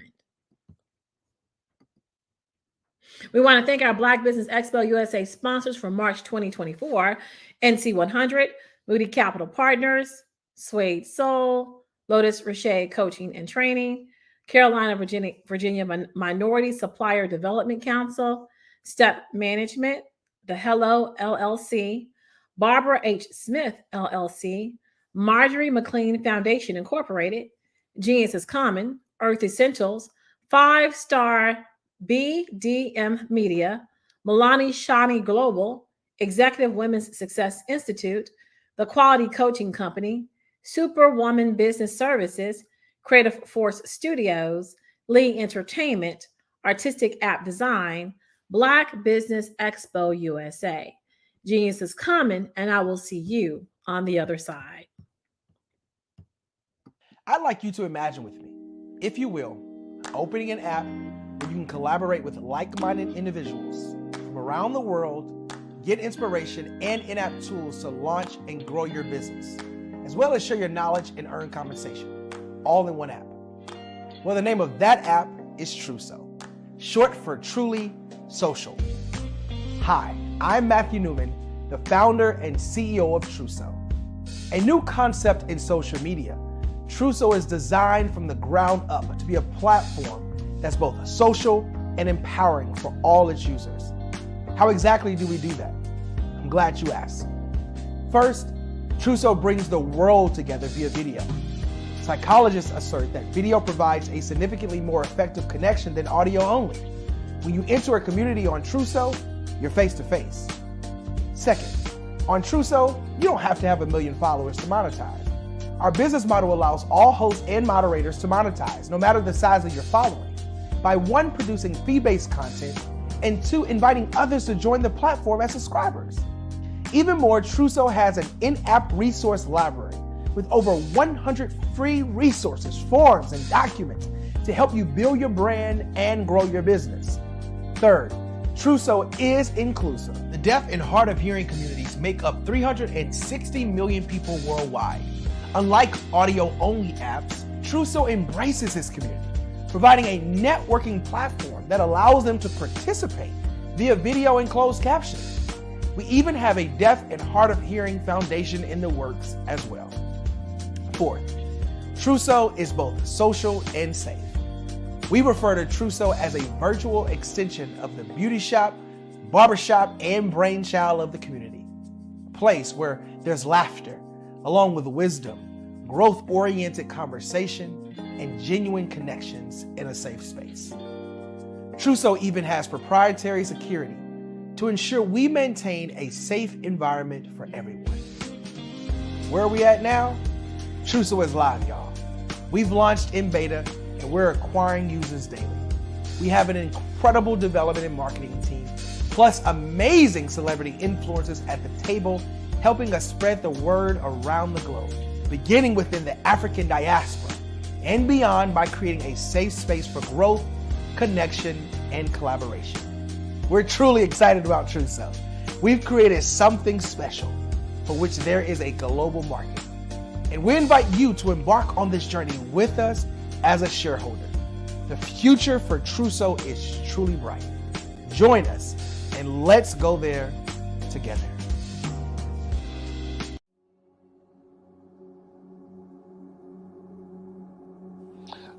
I was born and raised in southeastern West Virginia, the coal fields. My father was an AME minister. For me, I was very fortunate. Even though I grew up in the segregated South, I was surrounded by flourishing Black businesses. Doctors, lawyers, bankers, dentists. They were all there and they were all successful. And I guess that's part of my dream, is to see that success come back. My name is Joseph Simmons, and I am the founder of the Center for Micro-Entrepreneurial Training. We have this moment in time where we can change the trajectory of people. And our focus is on women, Black and brown entrepreneurs, and their access to capital, their ability to build thriving businesses, the ability to employ people. There's a study that showed that in those three communities, especially Black and brown communities, $1 stays in those communities for 30 minutes. In white community, $1 stays in their communities for 8 hours. So think about it. For you in a Black or brown community to get gas, to get food, to go to a restaurant, you've got to leave your community, take those dollars out of that community and take it to another community that's already being well served. So if we can reverse that, if we can go from 30 minutes to an hour to 2 hours, that's progress. That's what we need to do. I was with SCORE. And then in May of 2020, of course, the events happened in regards to the murder of George Floyd. The other thing that I was experiencing was the denials of federal funds for small businesses. And it revolved around one thing. These businesses were not being prepared for grants and for government programs. And I came up with the idea for the Center for Micro-Entrepreneurial based off those two things. Morgan Stanley had a report out in 2020, first quarter, and it talked about there were 3 groups that were massively devastated by COVID-19 on their business. That was 1, women, number 2, Black, and number 3, brown entrepreneurs.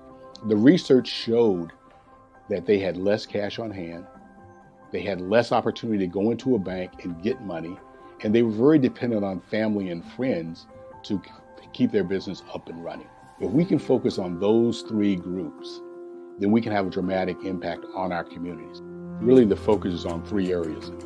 And those 3 areas are 1, the people, number 2, the courses, and number 3, a support network. Here at CMAT, we will provide you with the fundamentals for generational success. And you will be creating a vibrant community by attending our 5-day immersive training course.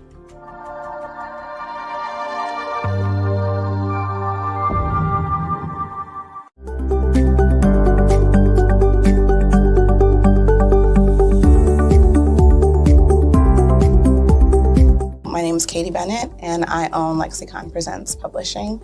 We are a publishing and media company that helps you take your story and share it with the world.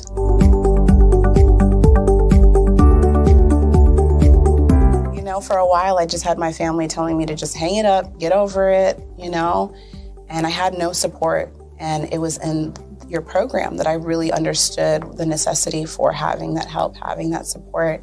And so now I actually feel like a CEO as we scale, as our clientele changes, as my company is opening doors for other people to, you know, take care of their families. It's just completely changed from just a mom who was publishing books.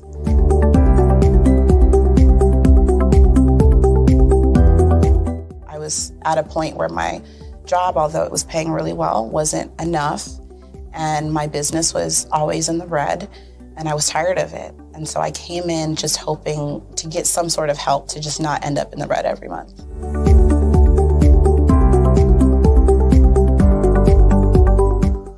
Ooh, wow. Okay, so there was one in particular, I cannot remember his name, but he asked me, he said, why are you in business? And I told him that I wanted to make a difference and I want to help my community. And he let me ramble on for a while. And then when I was done, he was like, okay, all of those things are great. They make you a humanitarian, not a business owner. And he was the one who told me, he's like, you know, you have this great service and you're offering it at like a great value price. So to someone like myself, we don't know that we're going to get the value of what you're actually bringing. And so that gave me the confidence I needed to raise my price. It gave me the confidence to go after my actual client that I actually prefer to work with. And it really just changed everything for me. I don't think without him kind of giving me that push, I don't think I would have gotten to this point or position.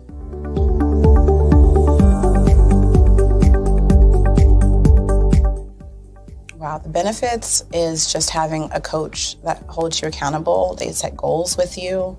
That's been my favorite part. She has amazing experience, you know, and so she brings her strategies and her ideas, and she helped me narrow down, what services I actually wanted to offer, how I could actually continue to offer it, how many clients at one time could I have.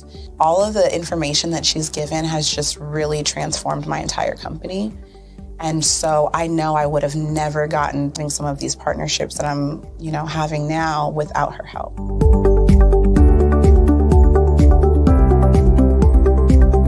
You're going to get information that you're not going to find on YouTube. You actually take the time to strategically give us the information, then give us time to actually apply it. I would also say that so that you're not just out on a ledge alone trying to figure this out. Like, you deserve to be in a community with other people who also want to grow their business.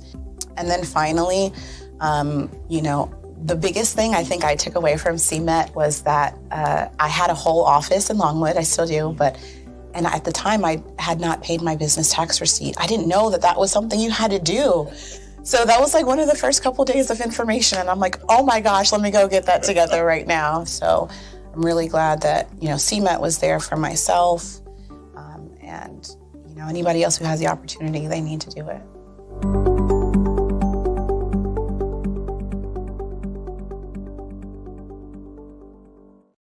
For 2:30.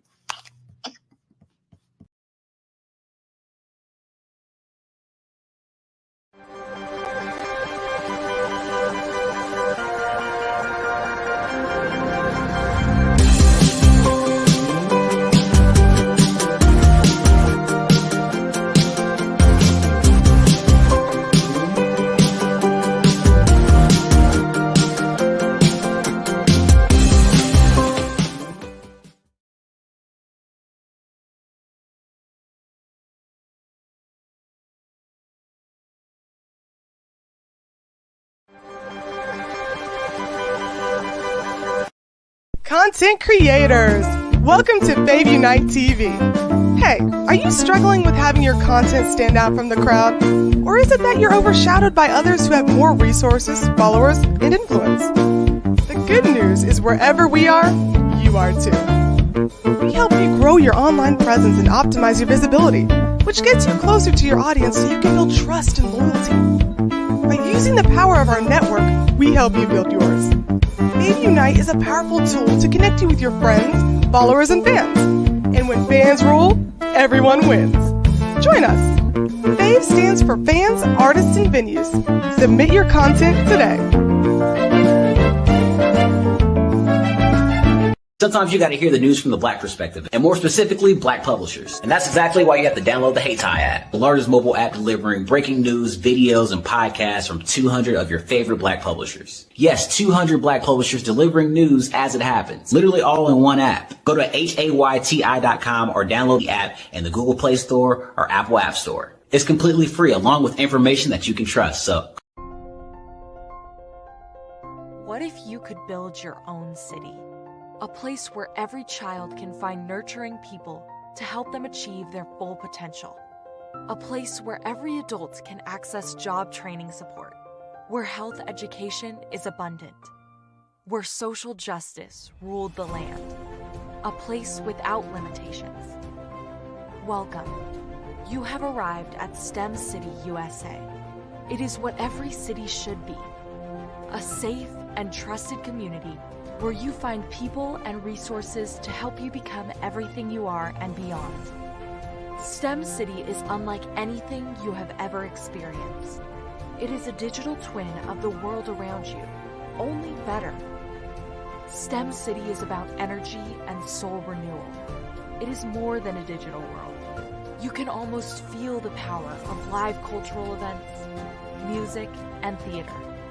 STEM City promises a better future for children with caring mentors and hands-on activities with dedicated tutors to support our youth. STEM City is your passport to a healthy lifestyle with weekly events addressing our community's many issues. STEM City is your financial well-being with helpful information on wealth management, career advancement. Did you know that our black dollar only lasts for 6 hours in our community? Yet other communities, their dollars last for 19 to 30 days. The Black Wall Street Nation. Black Wall Street Nation. Yes, that's why we created the Black Wall Street Nation. Black Wall Street Nation is a centralized directory available to all Black businesses across the world.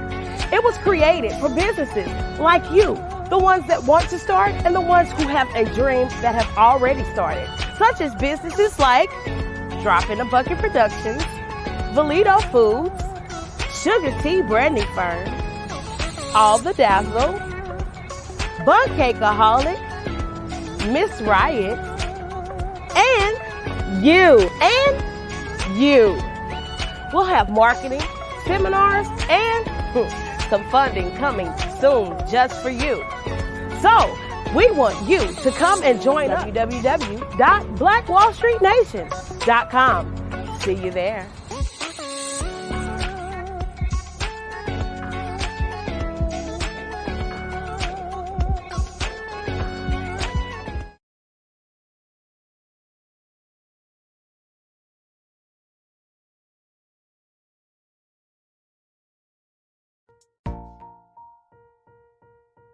Have you ever seen a parent stressed out and needed a stress reliever with their child?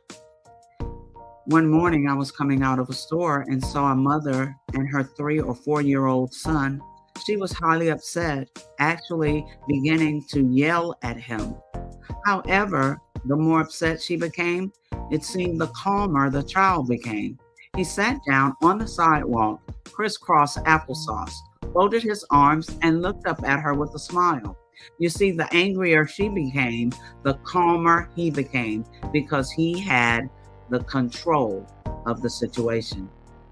Hi, I'm Frizelma Lynn. I am the CEO and founder of Frizelma Teaching Parents, LLC.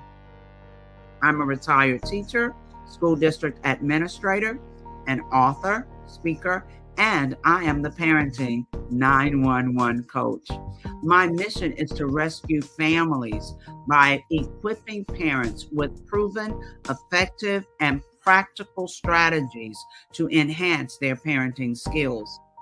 Many times we as a society expect parents to teach, train, and raise their children without providing the necessary tools they need to accomplish this. However, parenting issues cannot be resolved without intervention. Therefore, Frizoma Teaching Parents has provided coaching programs,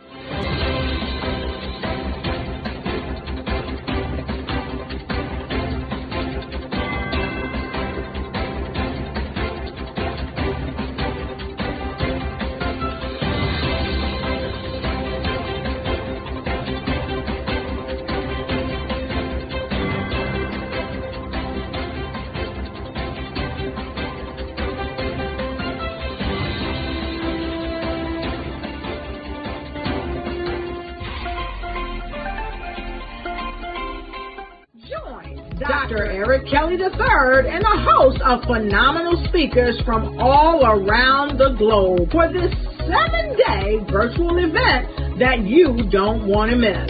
The mission of the Black Business Expo is to raise scholarship money from kids all the way from high school, all the way from college. The Black Business Olympics is one of the largest Black business showcases in the world. It is an opportunity for businesses and companies to showcase their businesses globally. We are going to be giving away laptops up to $5,000 away to students.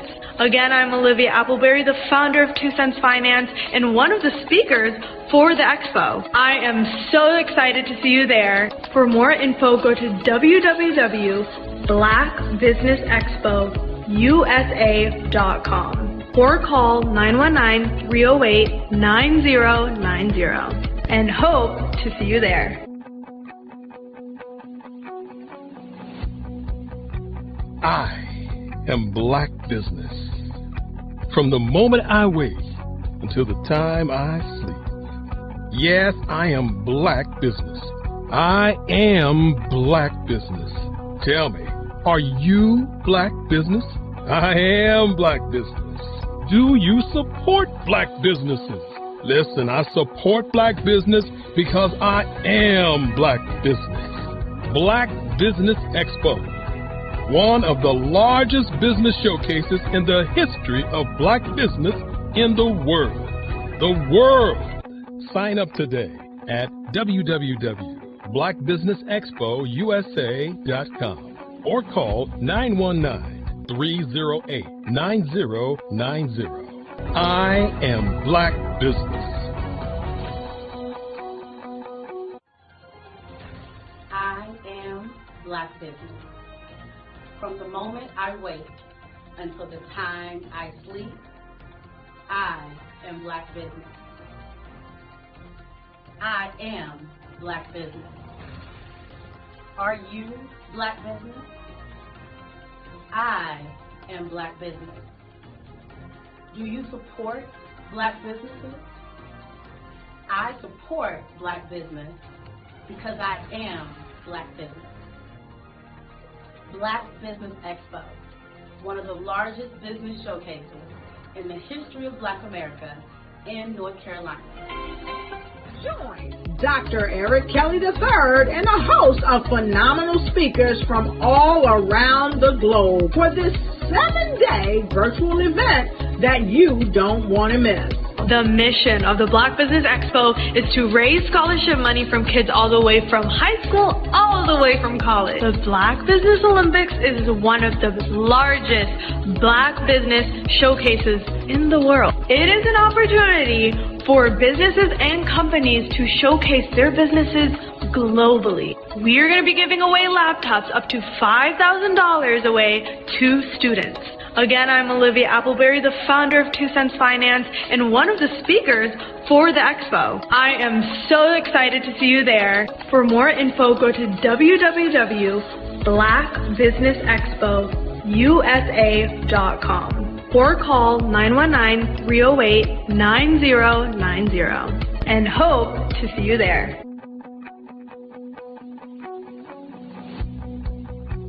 I am Black Business. From the moment I wake until the time I sleep. Yes, I am Black Business. I am Black Business. Tell me, are you Black Business? Black Business Expo, one of the largest business showcases in the history of Black business in the world.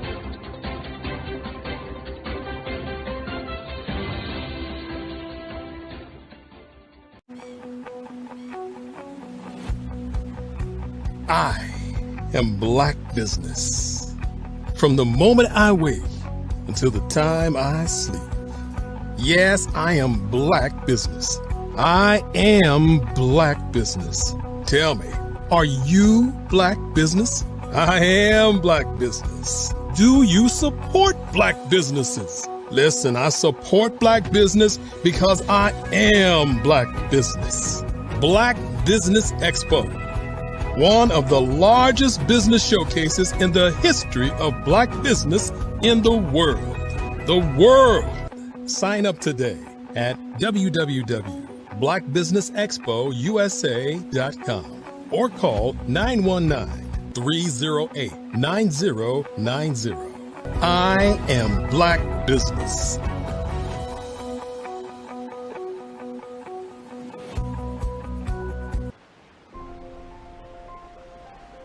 What if you could build your own city? A place where every child can find nurturing people to help them achieve their full potential.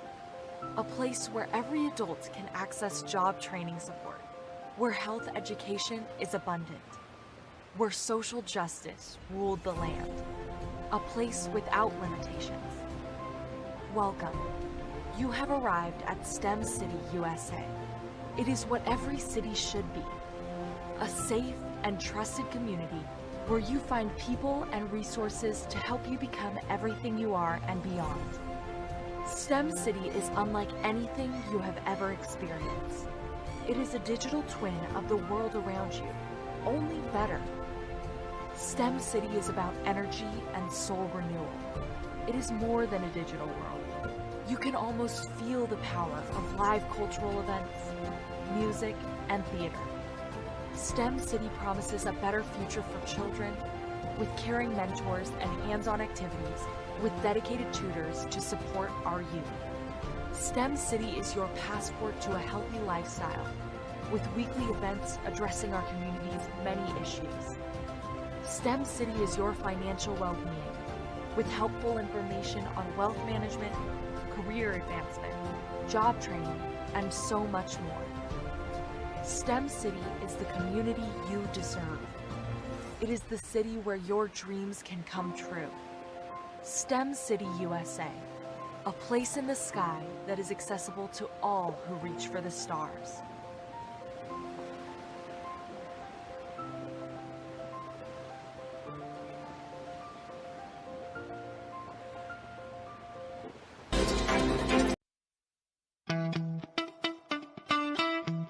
How many times have you been asked to help someone you didn't even know, a student, a business entrepreneur, or did you ever even ask, where did they end up?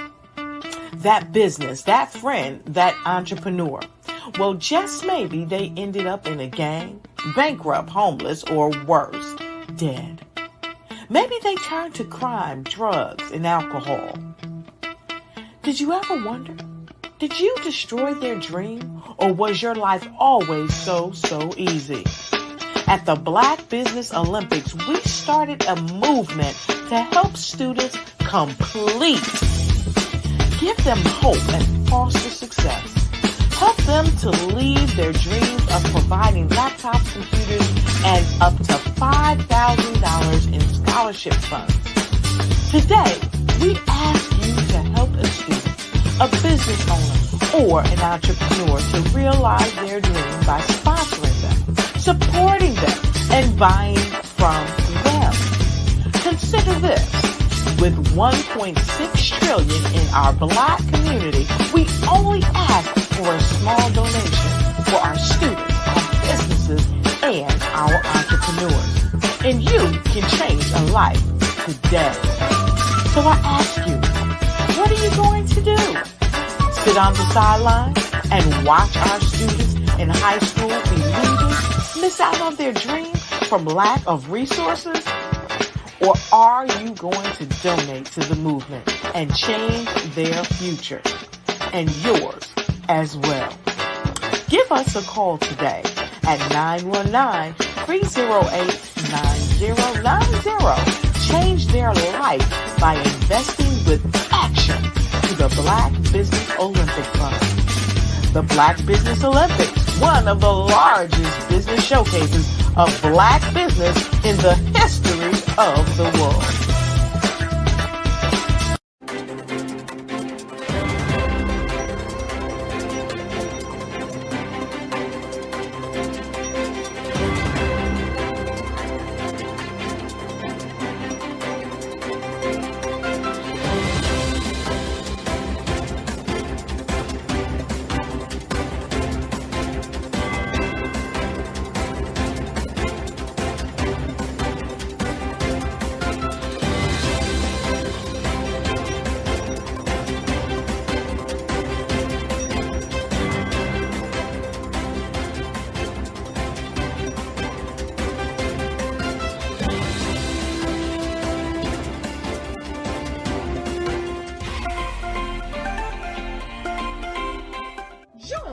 Dr. Eric Kelly III and a host of phenomenal speakers from all around the globe for this 7-day virtual event that you don't want to miss. The mission of the Black Business Expo is to raise scholarship money from kids all the way from high school all the way from college. The Black Business Olympics is one of the largest Black business showcases in the world. It is an opportunity for businesses and companies to showcase their businesses globally. We are going to be giving away laptops up to $5,000 away to students. Again, I'm Olivia Appleberry, the founder of 2 Cents Finance and one of the speakers for the expo. I am so excited to see you there. For more info, go to www.blackbusinessexpousa.com or call 919-308-9090 and hope to see you there.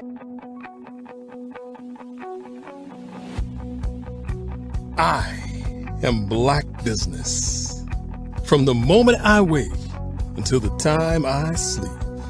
Yes, I am Black Business. I am Black Business. Tell me, are you Black Business? I am Black Business. Do you support Black businesses? Listen, I support Black business because I am Black Business. Black Business Expo, one of the largest business showcases in the history of Black business in the world. The world. Sign up today at www.blackbusinessexpousa.com or call 919-308-9090. I am Black Business. I am Black Business. From the moment I wake until the time I sleep, I am Black Business. I am Black Business. Are you Black Business? I am Black Business. Do you support Black businesses? I support Black business because I am Black business. Black Business Expo, one of the largest business showcases in the history of Black America in North Carolina. Sign up today at www.blackbusinessexpousa.com or call 919-380-9090. I am Black Business. I am Black Business. From the moment I wake until the time I sleep, I am Black Business. I am Black Business. Are you Black Business? I am Black Business. Do you support Black businesses? I support Black business because I am Black Business. Black Business Expo, one of the largest business showcases in the history of Black America in North Carolina. Sign up today at www.blackbusinessexpousa.com or call 919-380-9090. I am Black Business. I am Black Business. From the moment I wake until the time I sleep, I am Black Business. I am Black Business. Are you Black Business? I am Black Business. Do you support Black businesses? I support Black business because I am Black Business. Black Business Expo, one of the largest business showcases in the history of Black America in North Carolina. Sign up today at www.blackbusinessexpousa.com or call 919-380-9090. I am Black Business. I am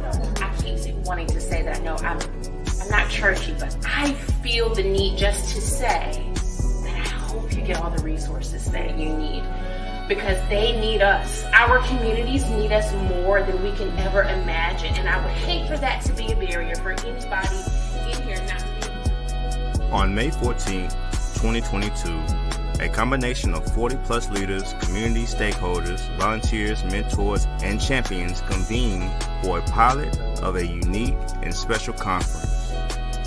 They call themselves the Cone Coalition of Like-Minded People. Like-minded towards liberation, fairness, and the idea that everyone in Rockingham County should thrive regardless of who they are or where they live. This 4-hour event was held on the campus of Rockingham Community College in Rockingham County, North Carolina, as a part of a design thinking project in partnership with Cone Health, MDC Rule 4. Several leaders convened from Rockingham County's nonprofit NC100. They came together to address some shared challenges and problems together while centering an authentic community voice, thanks in part to the grant funding from Kate B. Reynolds Charitable Trust, engaging in inspiration, imagination, and prototyping to bring this pilot to reality. The Piedmont Triangle Regional Council shared several job opportunities for the crowd to explore and share.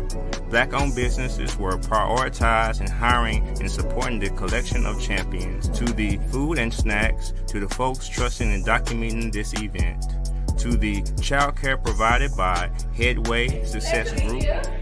Forensics lab. So today is all about healthy mind, healthy body. And so we have the forensics lab set up, and so we'll have our display of our volunteers. And what they'll do, they'll get a chance to label. And of course, we have to have old school operation because it's just fun. Local facilitators led the county members through an in-depth work session about the importance of mentor and active volunteering. What's called Intelling. It's a non-profit organization, and it helps. Rockingham Community Champions of Faith and Public Service grace our community members with shared learnings on this amazing Saturday in Wentworth. Crystal Galloway served as a brilliant and engaging mistress in ceremony. Reesville Parks and Rec Superintendent Quentin Robinson delivered a starring keynote address. And Tangle Moore of the Reesville Area Foundation was honored, along with a side of honorees on our first Portia M. Paris Cone Coalition Champion Award winner, given in honor of her memory and legacy as a tireless advocate and torchbearer for the marginalized or underserved. Help us reach our goal to learn more about building and strengthening the relationships of those who support mentors, volunteers, and young people, especially in the ages of 12 to 22, building the community capacity to support those in need of training, resources, and storytelling, finding ways to create and maintain a healthier Rockingham County and beyond. Want to know more about the Cone Coalition? Contact NC100 via Facebook at NC100 or www.nc-100.org. Ladies and gentlemen, and fellow professionals, please allow me to introduce myself. I am David Jones, the co-founder and CEO of the Hello LLC, where I am passionately dedicated to guiding individuals and businesses toward their own return on time investment. Time is my only competition. With over 20 years of experience as a corporate C-level executive, I bring a wealth of knowledge and expertise to the Hello LLC. My career journey has been marked by a relentless pursuit of excellence in marketing, strategy, and business management leadership. I have had the privilege of working with renowned Fortune 500 companies such as Xerox, American Airlines, Hilton, and Geico. However, what truly drives me is the transformational work we do at the Hello LLC. We are pioneering a new approach to business in the metaverse, where we empower businesses and individuals to build strong foundations, automate their processes and systems, while thriving in the ever-evolving digital landscape. More than just a 3D digital marketing agency, the Hello LLC is truly a community built on love, kindness, and integrity. We want more for you than from you. As I often say, collaboration is the new competition. In an era where time is the most precious commodity, I am here to guide you toward your own return on time investment, because if time was sold in stores, it would be sold out. With a deep commitment to excellence and a strong belief in the power of community, I don't just lead a company, I lead a movement into the future of business. Ladies and gentlemen, it is both an honor and a pleasure to be your guide on this remarkable journey. I am David Jones, and together, we will embrace a future marked by success, collaboration, and the transformative work we do at the Hello LLC. Hello stands for helping everyone live life optimally. So, Could you live without income for the next year, 2 years, 3 years, maybe even 5 years?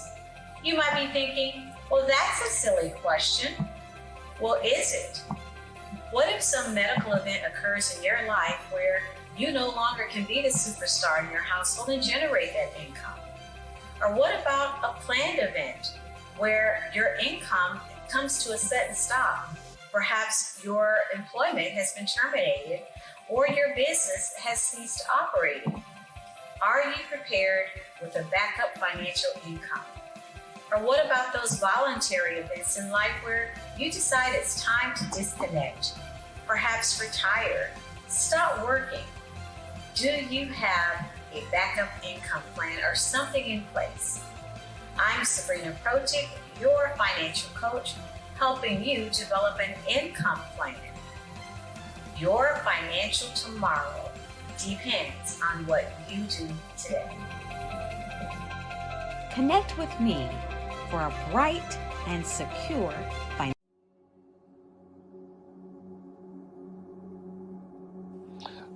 I was born and raised in southeastern West Virginia, the coal fields. My father was an AME minister. For me, I was very fortunate. Even though I grew up in the segregated South, I was surrounded by flourishing Black businesses, doctors, lawyers, bankers, dentists.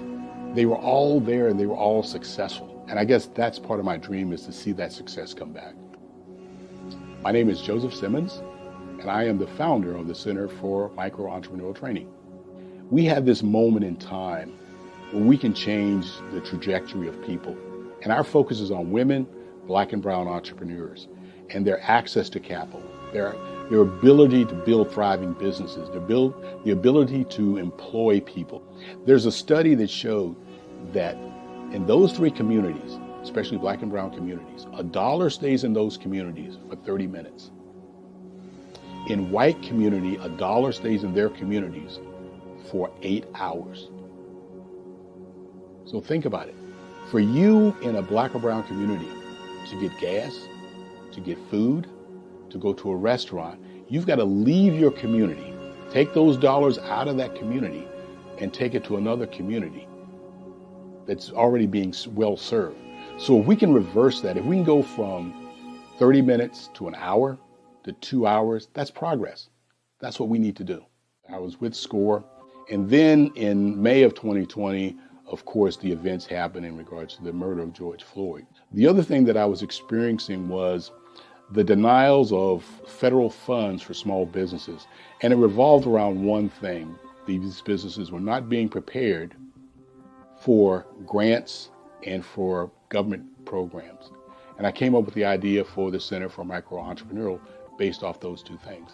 Morgan Stanley had a report out in 2020, first quarter, and it talked about there were three groups that were massively devastated by COVID-19 on their business. That was 1, women, number 2, Black, and number 3, brown entrepreneurs. The research showed that they had less cash on hand, they had less opportunity to go into a bank and get money, and they were very dependent on family and friends to keep their business up and running. If we can focus on those three groups, then we can have a dramatic impact on our communities. Really, the focus is on 3 areas. And those 3 areas are 1, the people, number 2, the courses, and number 3, a support network. Here at CMAT, we will provide you with the fundamentals for generational success. And you will be creating a vibrant community by attending our 5. This is Dr. Arnold T. Petsworth. He's the owner of Petsworth Vet World, a veterinary clinic in Hopton, Connecticut. His patients include dog, cat, frog, fish, Goldie, dog, and this alpaca. Due to doctor-patient confidentiality, we can't tell you their names. Business at Vet World was steady, and then quarantine hit. Neighbors brought new 4-legged friends into their homes. Bunnies. Bunnies everywhere. Dr. Petsworth welcomed these new patients with open arms. The only problem? There were more appointments than he could manage.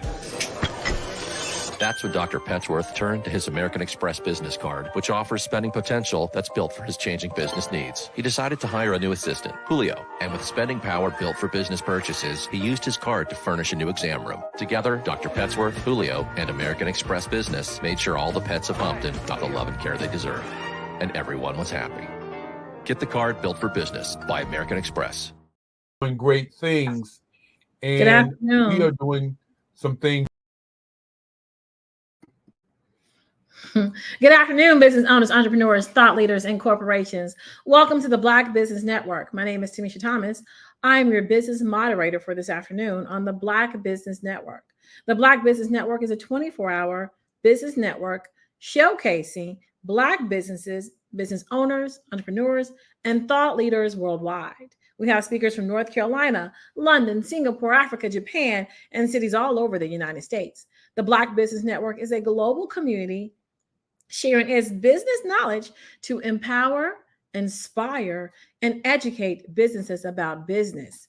Today in the studio, we have Miss Adrienne Toney. She is an experienced development writer with a demonstrated history of working in an executive office industry. She's a skilled negotiator. She understands government procurement. She's a philanthropist. She's an employee and senior wellness and multi-generation wealth transfer. That means she knows how to transfer that money, y'all. Strong human resource professional with a doctor of psychology, PhD focus in clinical counseling and applied psychology from Newburgh Technical Seminary. She's a creator of hashtags and initiatives, hashtag literacy giant steps, hashtag moved a body of Christ, hashtag our women and girls are sacred.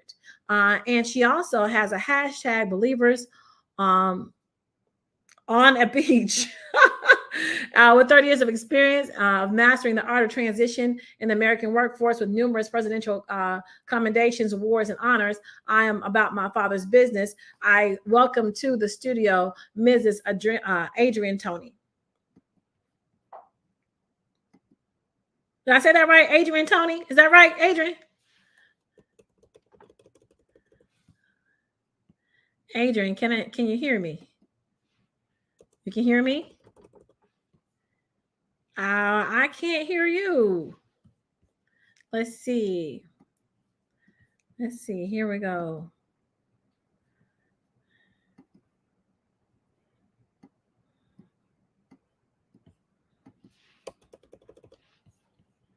Let's go back to commercials and try this out again. Artist to me is a creative expression of something from nothing. You know, it explodes onto the canvas, or it explodes on in my work. One of the things that I try to do more than anything is I try to just give the lines and the movements and emotions and the expressions into what I do.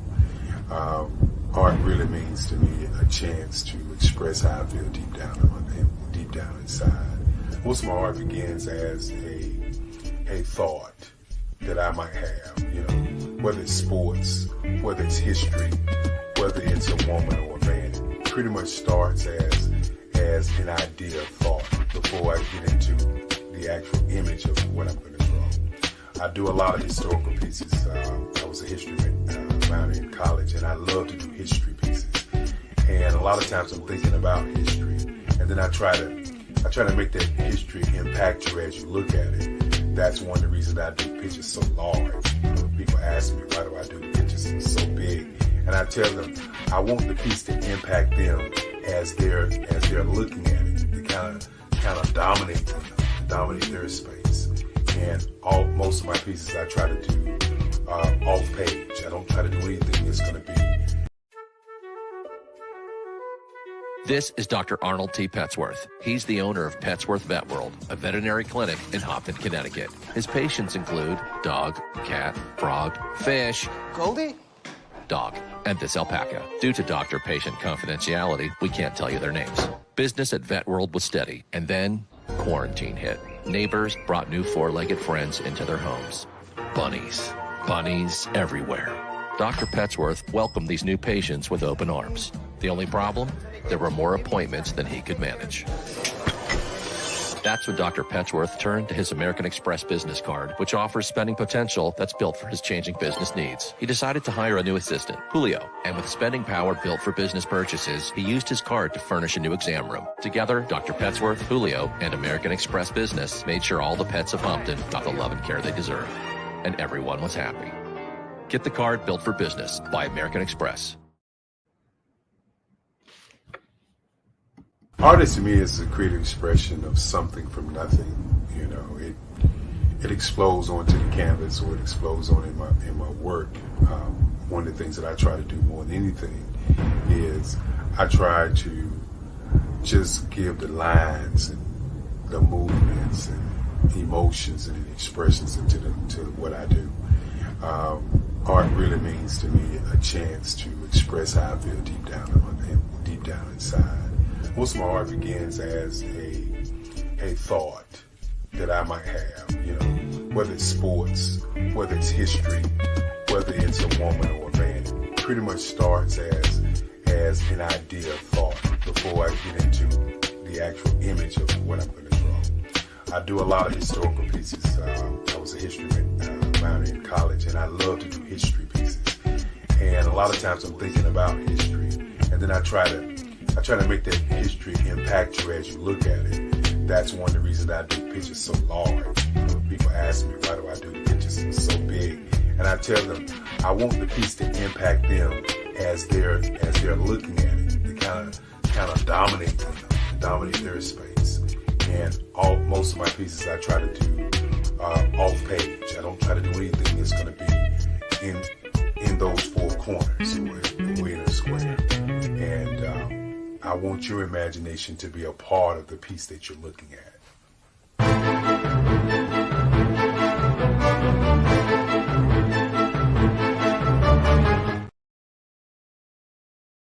Kelly, that was Dr. Kelly, the extraordinaire, the brainchild behind Black Business Network.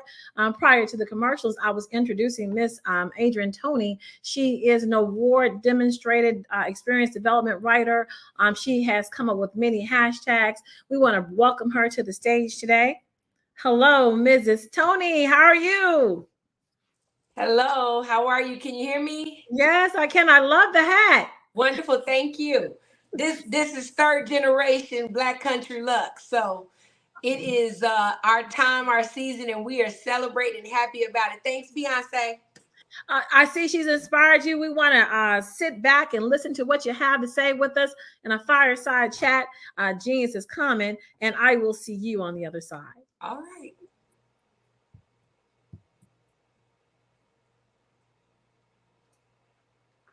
Hey there, Dr. Toney. Hello, how are you? It is amazing having you with us here on the Black Business Olympics. Thank you so much for coming through today. Yes. I'm just elated and excited to see the cowboy hat on the other side of the screen. I do my best to come through as authentic and as true to myself as I can be. So God bless you. Thank you for having me. So where are you joining us from today? Because I know you're an international traveler extraordinaire. Where are you at and what you doing today? I'm in Los Angeles, California. I am here working on several projects, but most recently, this weekend was with the Compton Cowboys out and got to see them and spend some time. I'm working on 2 book projects. Of course, I have been a ghostwriter for over 20 some odd years, and I have 2 clients out here that we're going to have some new books on the market very soon. One is How to Beat the Hell Out of Poverty by Antoinette Givens, and it's been a work in progress for years. She worked with Operation Hope and really had a phenomenal ride with Operation Hope in California. And then she was diagnosed with multiple sclerosis, right? And so it kind of belabored and delayed, but she has not been denied. So that book is coming out. And then I also have a book for those that have been fighting addiction. A young man out of Little Rock, he's writing a book, and the title is Resurrection Power, a True Story. And this young man's life has been totally restored, and his addiction has been conquered. And so I'm excited to have both of those in the arsenal right now, getting ready to come onto the market. So busy, busy, busy, busy. That is amazing how you are helping other people tell their stories. Now, if you're telling their stories as a profession, I gotta know that you have written some books on your own. Won't you talk about some of the books that you've written as well? Woo! All right. Well, I'm going to give you the short list. I've been writing curriculum and books and webinars, press releases for over 30 years. Started and cut my teeth in Chicago as a contract negotiator for the Teamsters. And so technical writing has always been pretty much the bread and butter. But I got into writing for leadership, and my first book was published probably 20 years ago, and it's Bodacious Inc. That book was birthed here in Los Angeles. I was working for celebrities and PR firms. Pat Tobin, who was my mentor at the time, PR guru. Anybody that knows about public relations, she helped Spike Lee's career get started, and I started ghostwriting for her. And at that time, I wrote Bodacious Inc., and that's how to write on the hearts of men.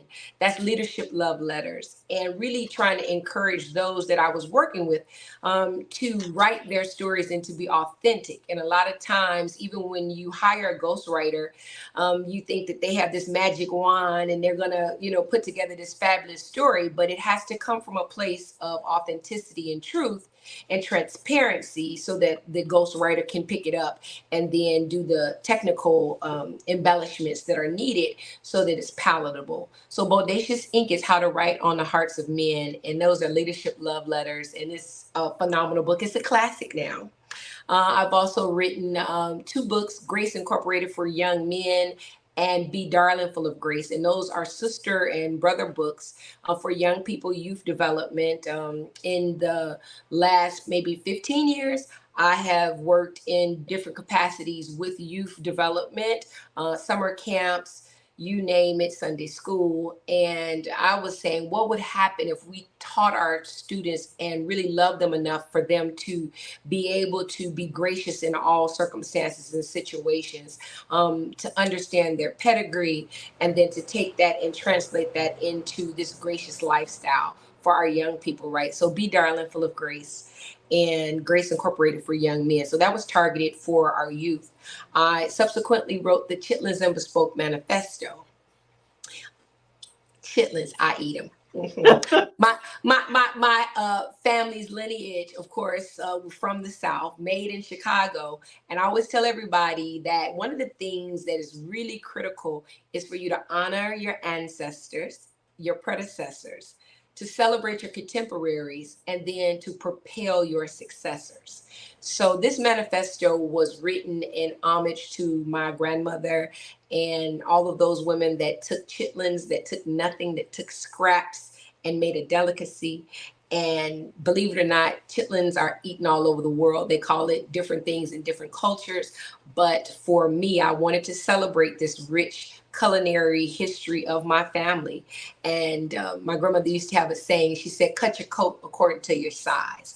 And the bespoke tailoring is a lifestyle mechanism by which we take whatever we're given and we cut it to our size. And so the Chitlins and Bespoke Manifesto just celebrated, I think 10 years, I don't even remember, but we just celebrated, I updated the cover, and all of those books are available online.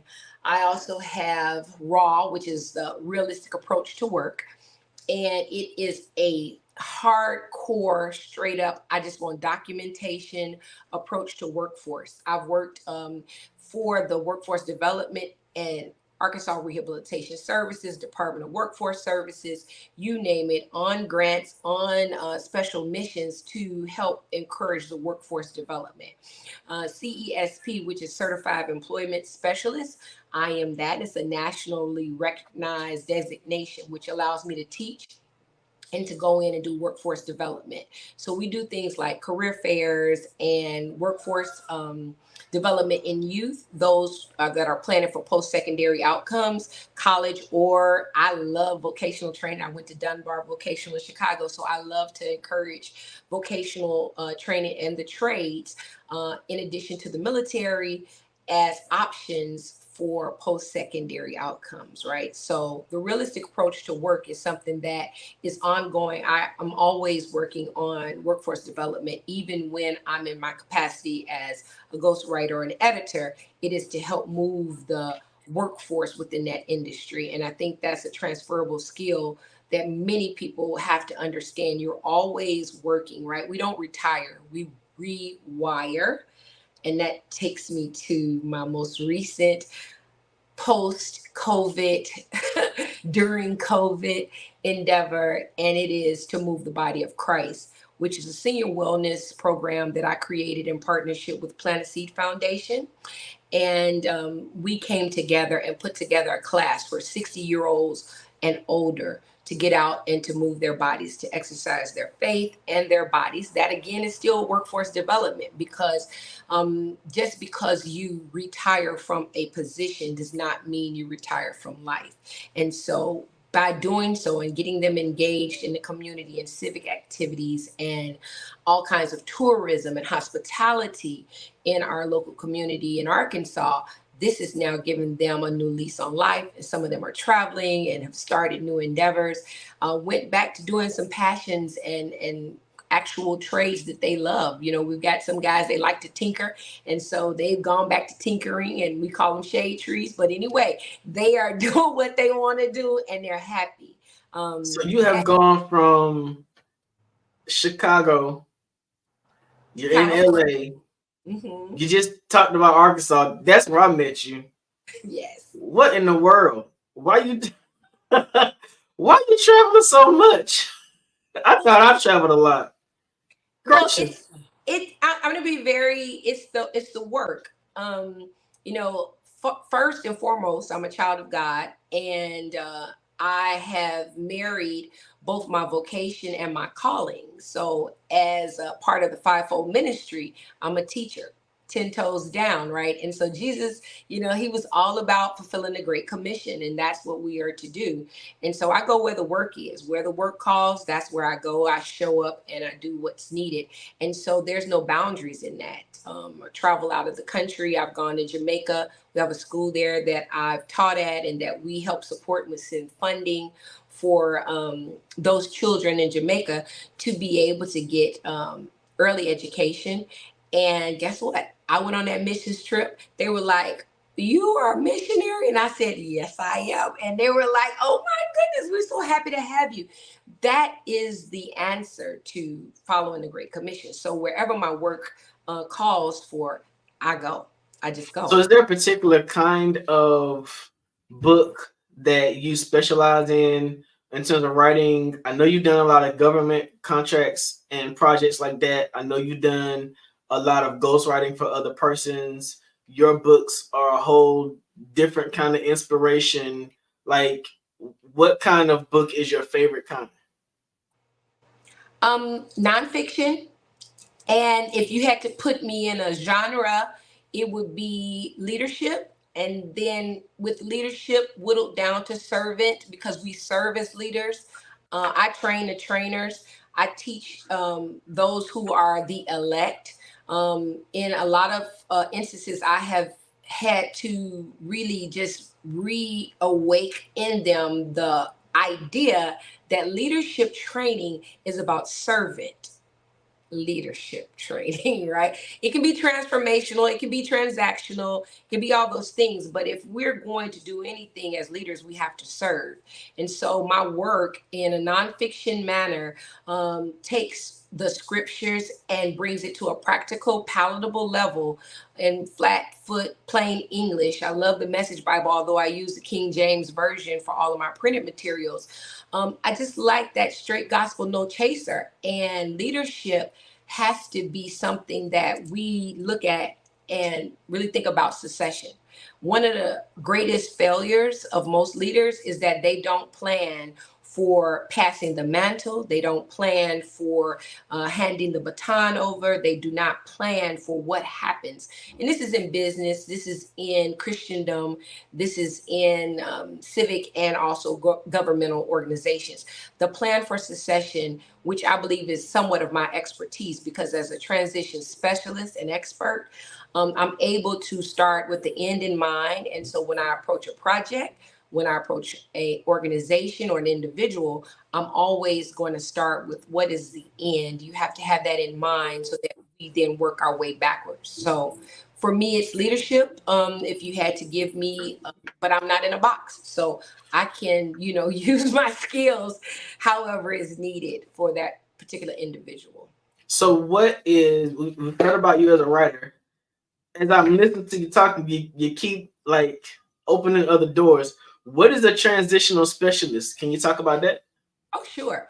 All right. So this is with regards to working with the government.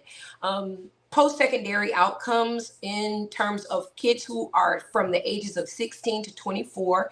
They're put into this queue whereby we are working really hard to make sure that they have the proper assessments, that they have the proper exposure to the workforce, orientation to what kind of careers they want to pursue, what kind of education they want to pursue. And so as a transition specialist, my job is to work them through that process, work with the schools, work with the parents, work with those then welcoming, I guess, recruitment events where you go and you'll see like a career fair or a college fair. And so the transition specialist will go and do the work on the front end to make sure that those students are prepared.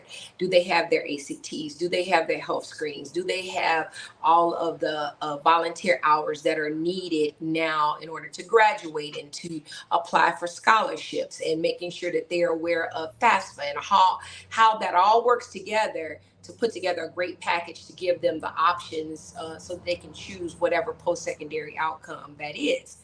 As an expert in that, I take a step further because I'm now able to go into the schools and prepare the teachers and administration to have on site not just counselors that are talking about academic performance, but also looking at the future forecast for those students and giving them opportunities through internships, externships, volunteerism, and most certainly civic engagement as young people, so that really prepares them for their post-secondary, which is whether it's employment, whether it's going to college, going to the military, and or being able to start their own business. And that's the part I think that your business network really wants to talk about, is starting your own business. So when you're talking to these young people and leading them through this process towards transitions and finding new avenues of approaching life, why is starting their own business the thing that you lean towards in terms of focusing on that transition? Good question. Because and I'll use myself as a young person. Got my first job at 14 years old. I was working at Wadsworth Child Parent Center, did a summer job, and worked really hard all summer. And at the end of the summer, I made maybe $750. It was something very meager at the time. Got into school, went to my freshman year, got an after-school job at a grocery store, Ariston Food and Liquors. And yeah, they let us back in the 80s. We could work there. But anyway, got to working and started to realize that I didn't know the term multiple streams of income. I didn't know that term, but I knew that just getting a paycheck wasn't enough. And I knew that some of the things that I desired to do, I was going to have to create them for myself. And so very early on, my family had a seafood restaurant, and the whole family worked there and everybody worked there. And I saw how having this multiple stream of income was to my advantage. So I started out very early on with an entrepreneurial mindset that I wanted to have something that I could do that was my business, in addition to having employment and going to school and things like that. So I use myself as an example and just really encourage those young people to explore what is it that you're so good at that you can either teach somebody else to do, that you would do even if you didn't get paid, but that you do so well that people want to pay you to do it. And starting to talk to them from that perspective, especially with the advance of technology, they can start all kinds of creative businesses. For my young people that like to be outside in the South, there's lawn and gardening that can be done. They can start their own business. And the biggest one that I've been pushing recently is real estate acquisition, encouraging them, even if they don't want to go into real estate as a profession, but to take the real estate courses so that they can begin to acquire property and acquire real estate, because that was my first business endeavor, believe it or not. So my first business was go to real estate school. I did not want to be a realtor. I actually got into it to understand property management, and I bought my first home at 21 years old in Chicago. And so that was my introduction into business and being my own business owner and running, kind of the shop, so to speak. And it was with my first piece of property in Chicago at 21. So that's why I encourage it, because then I was able to leverage that property and then go on, and it secures you, and you walk into rooms differently when you have wealth that you are able to control. Wow, that is amazing that you've been able to go through a lot of transitions yourself, and then because of that, you become an expert in walking young people through transitions, walking other people through ghostwriting their books. You're just answering a lot of people's issues and circumstances and situations. I applaud you for everything you're doing. Tell people how they can find you and possibly what you can do for them. Okay, so I'm on LinkedIn. I'm on Instagram. You can follow me on Instagram, and I'm sure you have those links. Maybe you can put it in the chat or something for them. But the main thing is when you had told a girlfriend of mine the other day, I said, go ahead and Google me. So if nothing else, you can Google me. And it is Dr. Adrienne Michelle Tony. Dr. Tony, as you see on the screen. And I'm not really funny about taking on new clients in terms of the substance of the things that they are doing, because I always want to spend my time wisely. I found out, and I think this is important for the business network, 3 things for Kingdom Currency. The first one is time. The second one is spontaneity. And the third is beauty. So when I look at spontaneity and beauty. Yeah. We're going to end it right there. Yeah. Thank you so much for joining me for this fireside chat. It's been great catching up with you and seeing what you're doing out there to impact the world. Thank you so much. Dr. Tony, give everybody your address, your emails, your handles. Where can they find you? Okay, so Dr. Dr.amtony@gmail.com. Dr.amtony@gmail.com is my email. And of course, like I said, I'm on Instagram and also on LinkedIn. We want to thank you. Jeans is coming, and we will see you on the other side.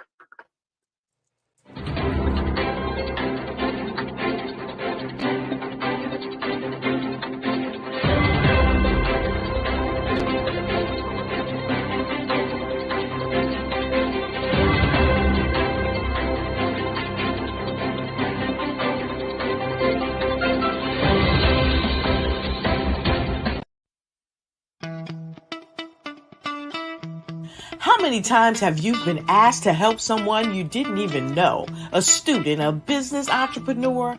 Or did you ever even ask, where did they end up? That business, that friend, that entrepreneur. Well, just maybe they ended up in a gang, bankrupt, homeless, or worse, dead. Maybe they turned to crime, drugs, and alcohol. Did you ever wonder? Did you destroy their dream, or was your life always so easy? At the Black Business Olympics, we started a movement to help students complete. Give them hope and foster success. Help them to leave their dreams of providing laptops, computers, and up to $5,000 in scholarship funds. Today, we ask you to help a student, a business owner, or an entrepreneur to realize their dream by sponsoring them, supporting them, and buying from them. Consider this. With $1.6 trillion in our Black community, we only ask for a small donation for our students, our businesses, and our entrepreneurs. And you can change a life today. So I ask you, what are you going to do? Sit on the sideline and watch our students in high school be leaders, miss out on their dream from lack of resources? Or are you going to donate to the movement and change their future and yours as well? Give us a call today at 308-9090. Change their life by investing with action to the Black Business Olympic Fund. The Black Business Olympics, one of the largest business showcases of Black business in the history of the world.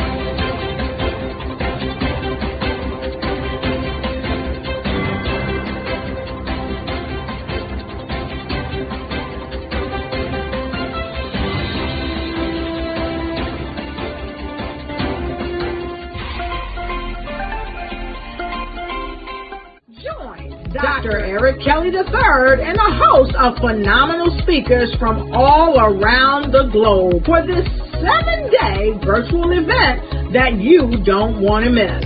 The mission of the Black Business Expo is to raise scholarship money from kids all the way from high school all the way from college. The Black Business Olympics is one of the largest Black business showcases in the world. It is an opportunity for businesses and companies to showcase their businesses globally. We are going to be giving away laptops up to $5,000 away to students.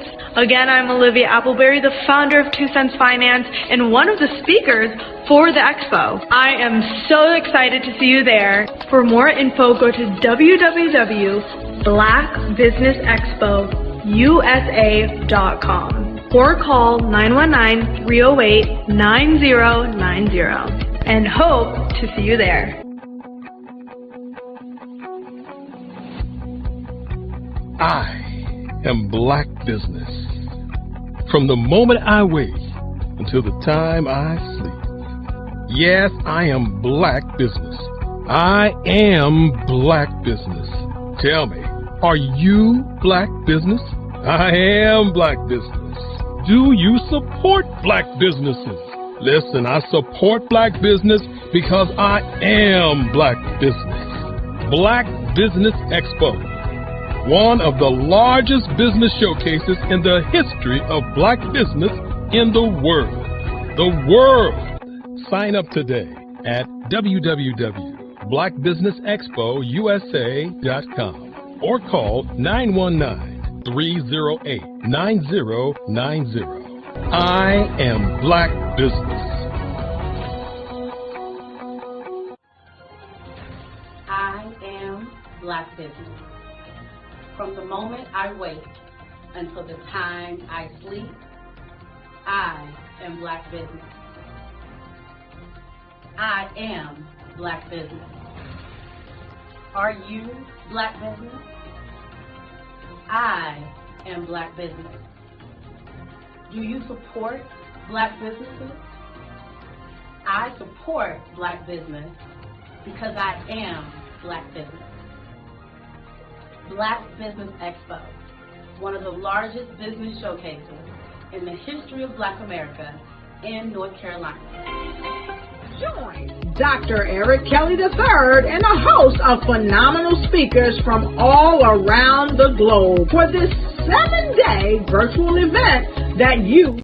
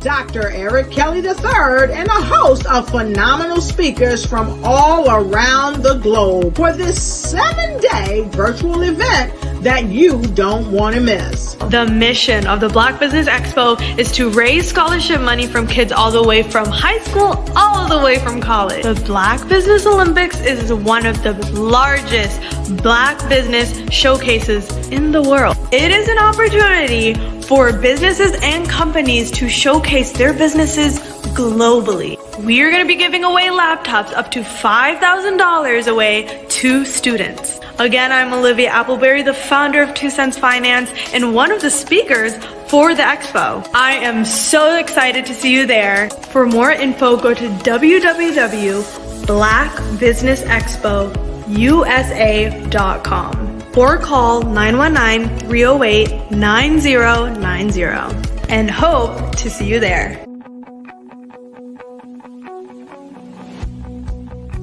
I am Black Business.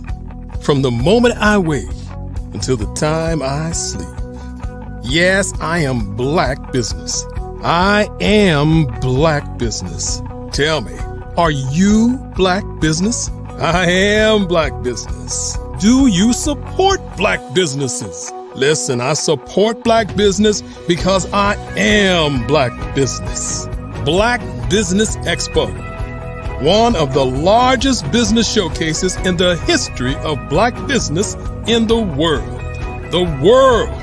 Sign up today at www.blackbusinessexpousa.com or call 919-308-9090. I am Black Business. I am Black Business. From the moment I wake until the time I sleep, I am Black Business. I am Black Business. Are you Black Business? I am Black Business. Do you support Black businesses? I support Black business because I am Black Business. Black Business Expo, one of the largest business showcases in the history of Black America in North Carolina. Sign up today at www.blackbusinessexpousa.com or call 919-380-9090. I am Black Business. I am Black Business. From the moment I wake until the time I sleep, I am Black Business. I am Black Business. Are you Black Business? I am Black Business. Do you support Black businesses? I support Black business because I am Black Business. Black Business Expo, one of the largest business showcases in the history of Black America in North Carolina.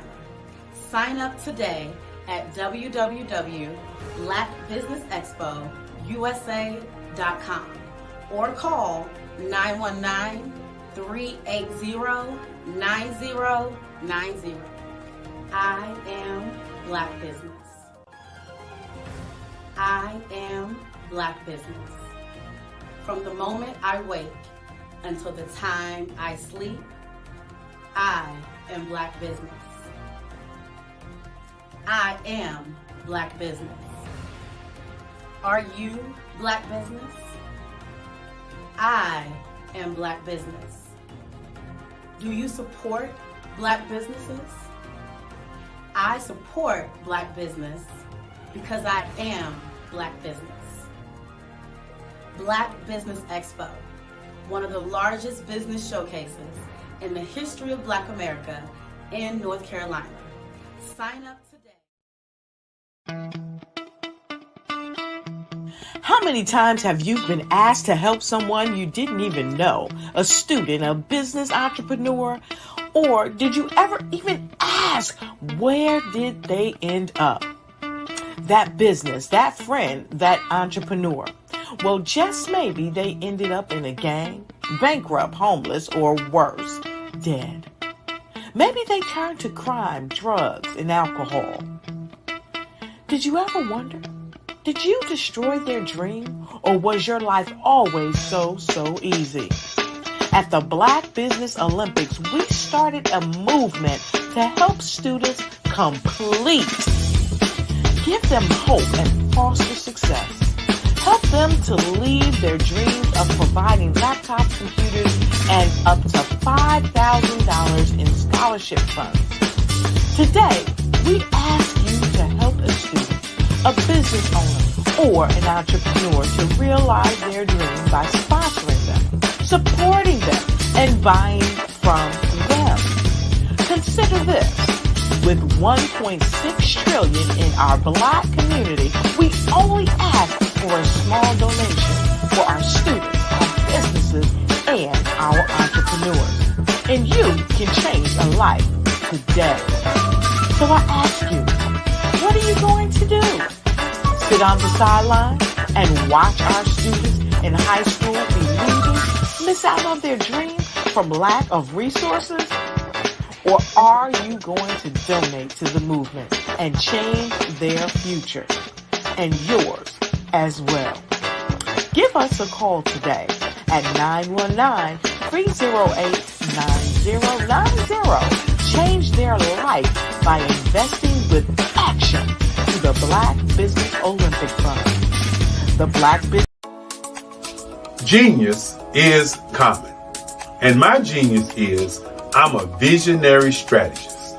The Black Business Olympic Network, as well as the 2021 Black Business Expo USA, is led by the remarkable Dr. Eric Kelly III. It is a 7-day, 24-hour virtual event that you don't want to miss.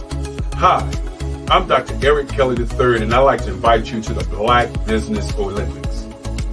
The Black Business Olympics is one of the largest business showcases in the history of Black America in the world.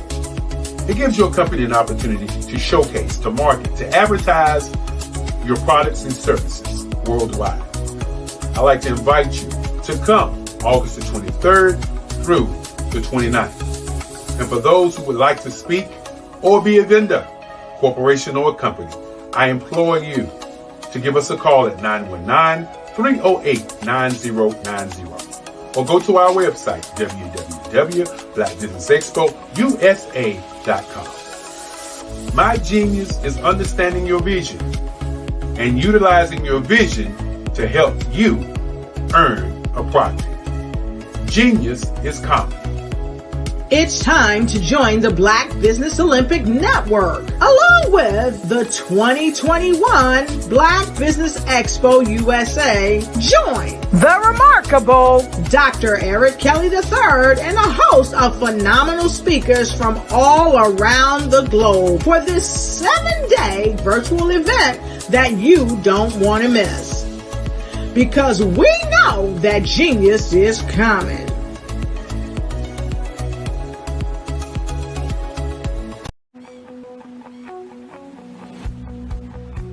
I am Black Business. From the moment I wake until the time I sleep. Yes, I am Black Business. I am Black Business. Tell me, are you Black Business? I am Black Business. Do you support Black businesses? Listen, I support Black business because I am Black Business. Black Business Expo, one of the largest business showcases in the history of Black business in the world. The world! Sign up today at www.blackbusinessexpousa.com or call 919-308-9090. I am Black Business.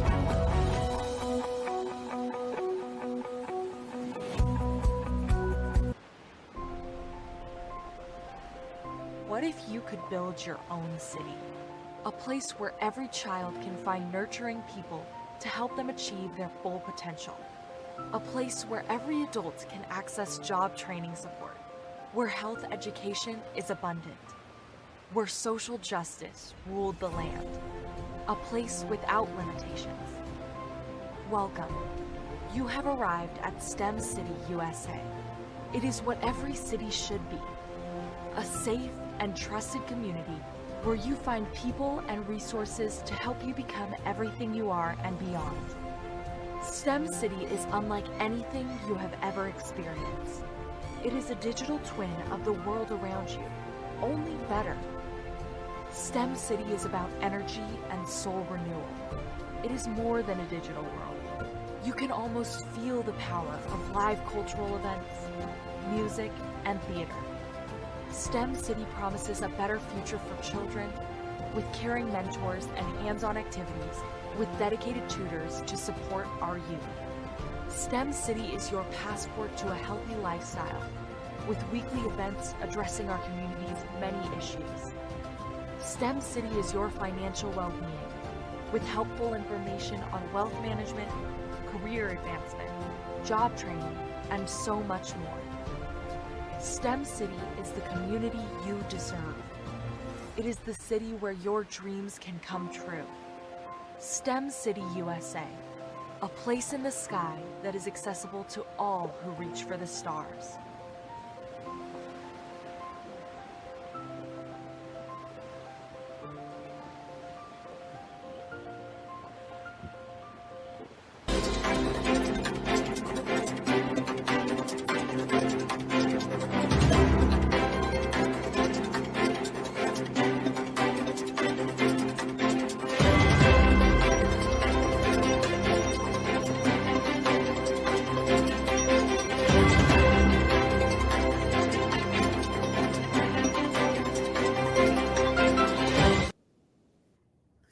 Good afternoon, business owners, entrepreneurs, thought leaders, and corporations. Welcome to the Black Business Network. My name is Tamisha Thomas. I am your business moderator for this afternoon on the Black Business Network. The Black Business Network is a 24-hour business network showcasing Black businesses, business owners, entrepreneurs, and thought leaders worldwide. We have speakers from North Carolina, London, Singapore, Africa, Japan, and cities all over the United States. The Black Business Network is a global community sharing its business knowledge to empower, inspire, and educate businesses about business. Today in the studio, we have Ms. Vanessa Kelly, the PEP coach, your purpose pusher, education strategist, and your passion mentor. Vanessa earned a bachelor's degree in English literature and secondary education from Fayetteville State University. She earned her master's of school administration degree from UNC Pembroke and is currently pursuing her doctoral degree in Christian counseling. She will be a summer graduate this year, 2024. She serves as an elder at Anderson Creek Christian Center, aka The Creek. During the day-to-day operations, Ms. Kelly serves as a middle school principal. Her personal revelation is that middle schoolers are hormones on feet, so we have to move differently to teach them if we want to reach them. According to her students, she is a principal. Principal Kelly is firm, fair, fun, and fashionable. That is how her students describes her. She is the author of Journey to Myself, Reckonings of the Soul, where she shares parts of her journey through depression while serving in ministry. She also released the Love Journal, Just Between Us, a romantic guide for couples to create a memoir of their love and treasure for years to come, with 2 more books set to release this fall of 2024 and spring of 2025. How's she sleeping? We'll find out. One particular important self-realization is a solid foundation of her drive. She is no longer obliged to prove herself. She owes herself to continue to improve herself as she fulfills her life purpose. That's deep, y'all. That simple yet profound realization pushes her to, as she travels, to facilitate both professional and personal development sessions, speaking and encouraging others on how to get back in the game and overcome opposition to win. It's you versus you. So let's go. We have our PEP coach today, Miss Vanessa Kelly. Hello. Hey, where's your camera, Vanessa? I don't know. It was just on, and then when you came on, it put me off. I don't know what happened. Okay, so we're gonna go to commercial break, and we're gonna figure it. Oh, there she is. I'm here. I'm here. We're good. No more commercial breaks. No more commercial breaks. Well, you're gonna Genius is coming, and we're gonna see you on the other side. Yes, ma'am. Vanessa Kelly. Mr. Stevenson, how are you? I am doing amazing. Can you do something for me? Yes, sir. Can you turn your phone to the side? Now, when I did that, the camera cut off. There she go. Okay, we good now. I know you've been having principal issues today. You are a principal at one of the schools here in Fayetteville. Tell people what school you're an administrator at right now. I am a middle school administrator at Alpha Academy, and we have grades K through 12, and I'm the principal of the middle school. And as I said in my bio, Miss Tamisha read it, middle schools are hormones on feet. You never know what you're going to get each day. And so that's why I was running a little bit behind, because we had some issues, and I had to put on my principal cape and say, here I come to save the day. And so, but I'm here now. I'm here. I know you didn't have no issues as a middle school principal, because middle school principal and, in elementary school, they learn how to say yes, no, right from wrong. So by the time they get to middle school, I know they got it all together. What if I were to tell you it's not the children all the time, it's sometimes the grown people? I would be inclined to believe you. Okay. Now that we have an understanding. But Listen, in addition to your principaling, every morning you give amazing motivation on your way to work. I don't know how safe that is, but on your drive to work, you are filling our days with inspiration in the mornings. What made you start that? So I do what I call live on my drive, and I figured that it was time. I had tried to go live last year or a couple of years ago, and I didn't get the response that I expected, and life started happening. And so I stopped. And so back in September of 2023, I was praying, and the Lord impressed upon me, you need to go back live. And once I did it his way, he told me when to do it, at what time, and how long to do it. When I followed his strategy, that's when things begin to fall in place. And I developed a bigger following, and actually obtained some coaching clients based on the things that I talk about in my live on my drive. And it gets pretty serious on my drive, and it's safe because I have the camera mounted. It's safe. I just don't want to inspire anybody else to be trying to hold their camera while they're driving and all that kind of stuff. I wanted you to tell them that you had it mounted, so you're not trying to juggle it with your hands. Yes, just in case them other folks watching the live and I don't want no problems. It is securely mounted. In addition to being a principal at a middle school and giving us inspiration in the mornings, you are everybody's purpose pushing coach. I am I am the PEP coach, PEP. I am your purpose pusher, your education strategist, and your passion mentor, encouraging you to be a better version of yourself today than you were even on yesterday. I help you tap into your purpose, learn about some things educational wise, whether you're a parent, an administrator, a teacher, a student, or community. And I help you figure out your passion if you're unsure what it is. And once you figure out your passion, we strategize and talk about how we can get it out there to be effective and make an impact. Now, I'm so glad you said PEP, because if you had to say all them words over and over again, it definitely a tongue tire. I would never get that right. I am the PEP coach. Now, you've also written a couple of books. Tell us about that. The first book is entitled Journey to Myself, Reckonings of the Soul. And I released this book back in 2019 because I wanted to share with the world, but really specifically speaking with our Christian community, about dealing with depression and in ministry. Because a lot of times in ministry, when I was growing up, depression was not something that we talked about. It wasn't something that mental health was not really anything we talked about in the Black church specifically. And when we talked about it, they would tell us to do a shout and a dance and pray. But I'm an advocate that you need Jesus and a therapist in order to make yourself, if you have some issues, it's okay to talk to a therapist. everybody's pastor is not a certified counselor or a doctor. And so you go to see the therapist so you can come back and tell your pastor what to help you pray about. So how was that transition for you going from being in education to then becoming a business? Because I know some people call themselves coaches, but you're a coach for real. How was it making that transition for you? Was it difficult?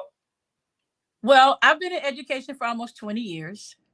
And I'll be here until I'm released to do differently. But I don't know why. I love people. I genuinely love people. And I decided to transition some of the things I was doing into a business to help to really help people. And what I mean by that was I was the type of person that was in church every time the doors open. And I was that yes person. Yes, I'll do this. Yes, I'll be there. Yes, I'll show up. Yes, I'll do this. Yes, I'll do that. But it was wearing me out and draining me. And it wasn't that the people asked me all the time. Sometimes I inserted myself into it and made myself available and did not set boundaries for myself. And people treat you how you teach them to treat you.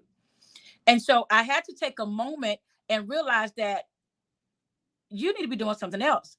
And the Lord reminded me, he said, what about the vision that I gave you? So I had to go back and look at the vision that I wrote down years ago and strategize, come up with a quarterly plan on how I was going to implement and be what I need to be. And I really understand now that even though church is good, because I love my church, I serve and I'm faithful, ministry is outside of the four walls. And so I had to transition myself and make time to do the things that the vision said that I needed to be doing instead of what everybody else thought I should do. Got you. So as a pep coach, right? I'm not gonna get no words right. As a pep coach, how have you learned to scale in business? Was that something that you were taught during your education curriculum? How to take those skill sets and apply them to business? Or is that something that you've had to learn along the way?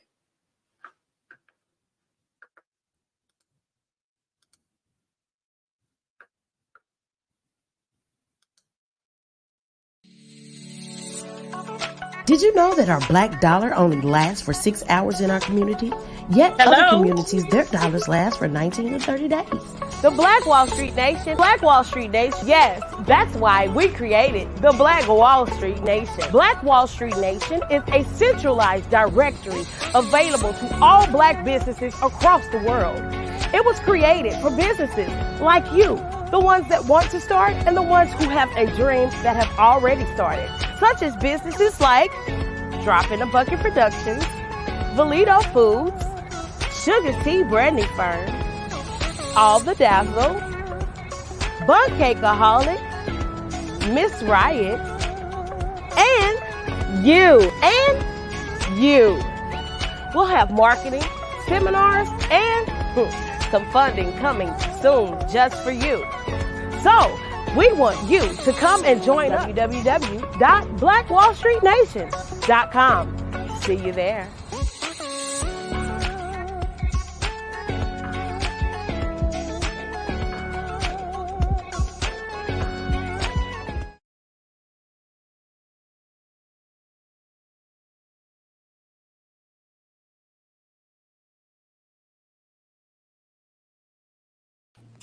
Hey. I don't know what happened. It just popped off and popped on. But it's all right. So I was asking you about how you made the transition from education into doing your coaching. But did you get a lot of preparation for that? Is that something that they included in your education curriculum or something like that? It was not included. I promise you, it was not concluded. It was not included. And initially, it wasn't even a part of my plan. I caught the vision later in life. And within the last few years, I realized my purpose was bigger than just being in a classroom or a school, because there are people that needed my help.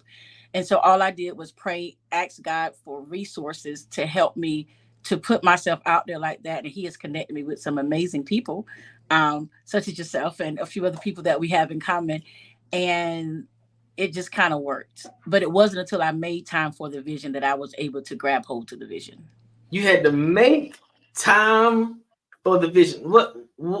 So in addition to being a principal and writing, how is it that you found the balance to make time to even embrace the issues that other people have, so you can help coach them through that stuff? How do you find time for that? Well, I am a firm believer that people make time for what they want to make time for. That's the first thing. And so I had to look at my time. I actually took the look.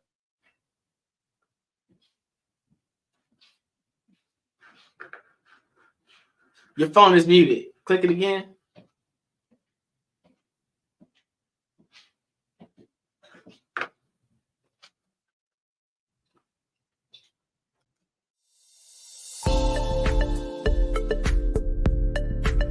Ignite your life and seize the new year by effectively planning it with your 2024 Ignite and Take Flight Planner.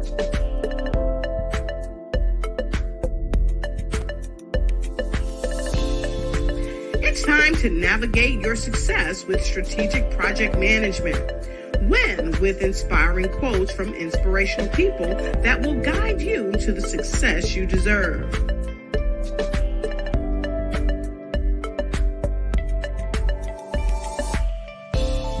And don't forget to track your dollars, habits, empowering notes,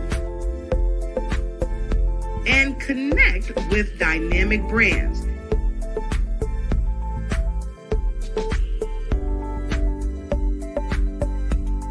It's never too late to start planning your success.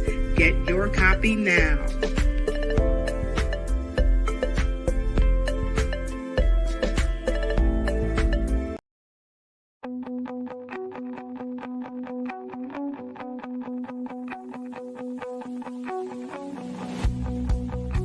I am Black Business. From the moment I wake until the time I sleep. Yes, I am Black Business.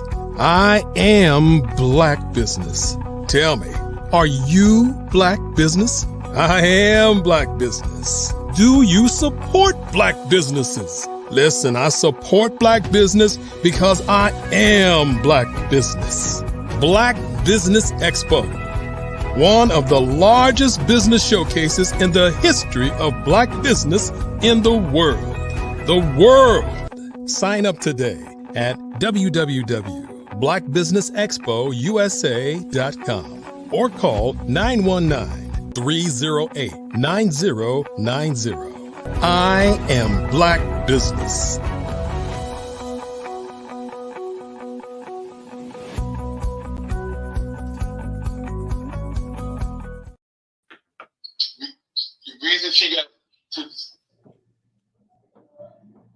Can you hear me now, RJ? Yes. Okay. And we're back. Vanessa Kelly, the pep coach. The internet went down in the entire school. Oh my goodness. So everything shut down. So my apologies. But as I was saying, I had to make time for the vision. And what I did was I actually wrote down what I was doing with my time, where my time was going. And I realized I was committing my time to things and people that weren't beneficial to the vision that God had placed on my life. And I heard a phrase and I took it and ran with it. And it said, if it does not evolve me, then it doesn't involve me. Say it again. If it does not evolve me, then don't involve me. Wow. And when I scaled my time, I realized I was wasting a lot of time being stressed and still neglecting the vision. So once I realized where my time was, I started being more intentional about my time.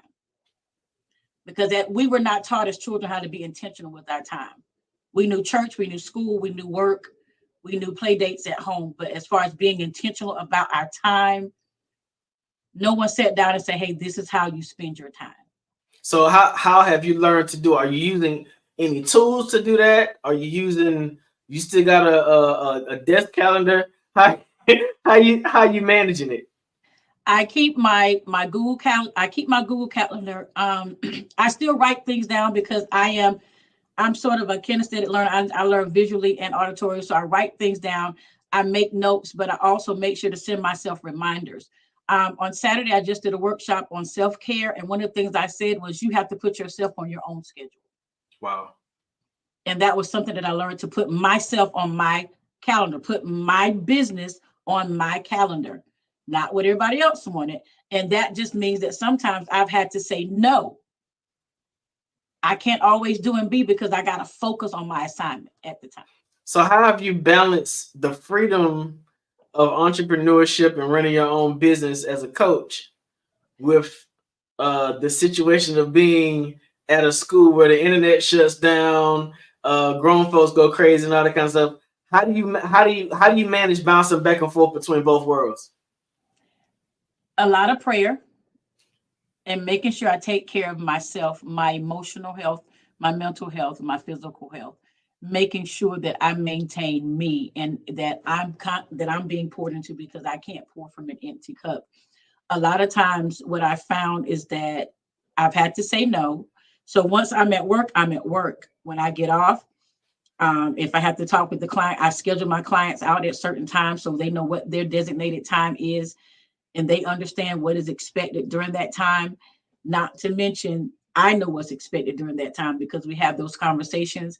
I schedule time for writing because I also ghostwrite for people. I edit for people and things like that. So I schedule those things out. So my calendar is color coded. I got red, blue, yellow, orange, purple, and everything is color coded so that I can keep up with my life and I still find time to do the things I enjoy doing. So your calendar looks like a highlighter. Yeah. And you have to schedule yourself in. That is amazing. Now, let me ask you something. You're a principal. Yes. Like a real principal at a real middle school, and you helping people coach themselves through life. What are some of the specific areas of coaching that really drew you into using to getting involved in that profession? For me, there were people, I would ask people how they're doing, right? And a popular response would be, I'm tired. They weren't physically tired, but tired seemed to be the only catchphrase that they could figure out to describe what they were feeling. And so working with adults every day, joining with them in ministry, in church and in the communities, I realized that people needed help strategizing. They needed a plan. Some of them knew what they wanted to do. They didn't know how they wanted to do it. So I would take the time, we would figure out a plan on how to get things done. And then let them know that it's okay, number one, not to be okay. And number two, it's okay not to do what everybody else expects you to do. A lot of time we're tied to obligation to other people. And because of that, we forget about ourselves. And we can't function because after we've given everybody else, all of us, then we have nothing left of us for ourselves. And so we sit down and we have conversations, even with some of my teachers, we have conversations. So what's your plan going forward? What do we need to move? What do you need from me? How can I help you? What is your goal? Where do you want to go? And have those, I won't say hard conversations, but have courageous conversations and say, listen, after talking to you and after observing you, this is what we need to do differently. May I suggest this? And that's pretty much how we lay out the plan and move.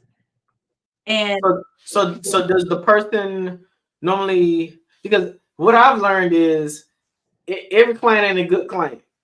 So if someone is approaching you to become their coach, where do they need to be? Do they already sort of need to have something together or something on their mind or a business plan? Like, what is it that I need? What is it that you want people to have put together before they approach you for your coaching skills?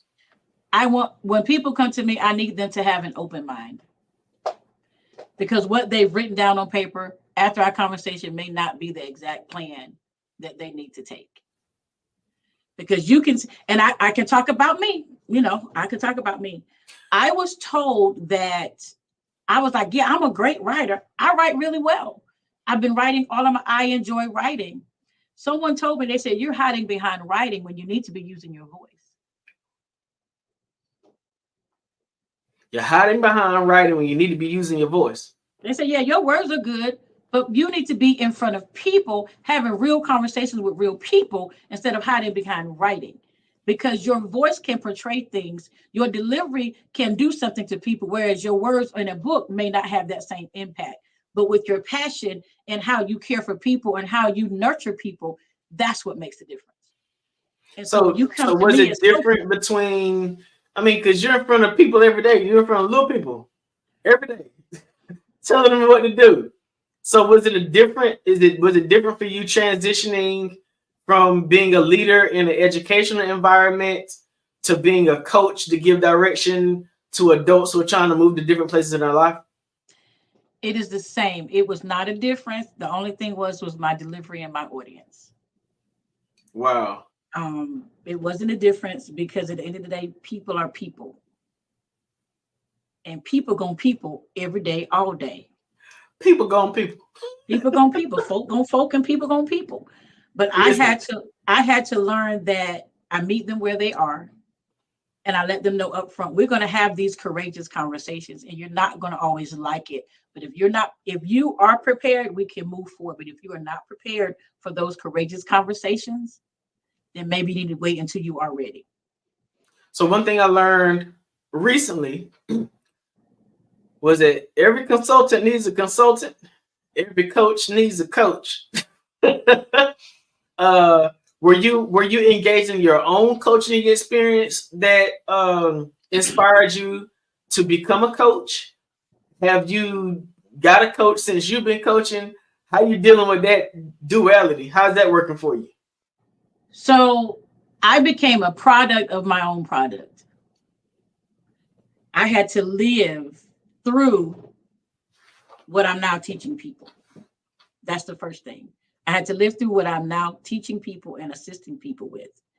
And as far as a coach, I have a mentor, and life gets kind of ugly because they snatch my edges and tell me about myself, and I don't like it.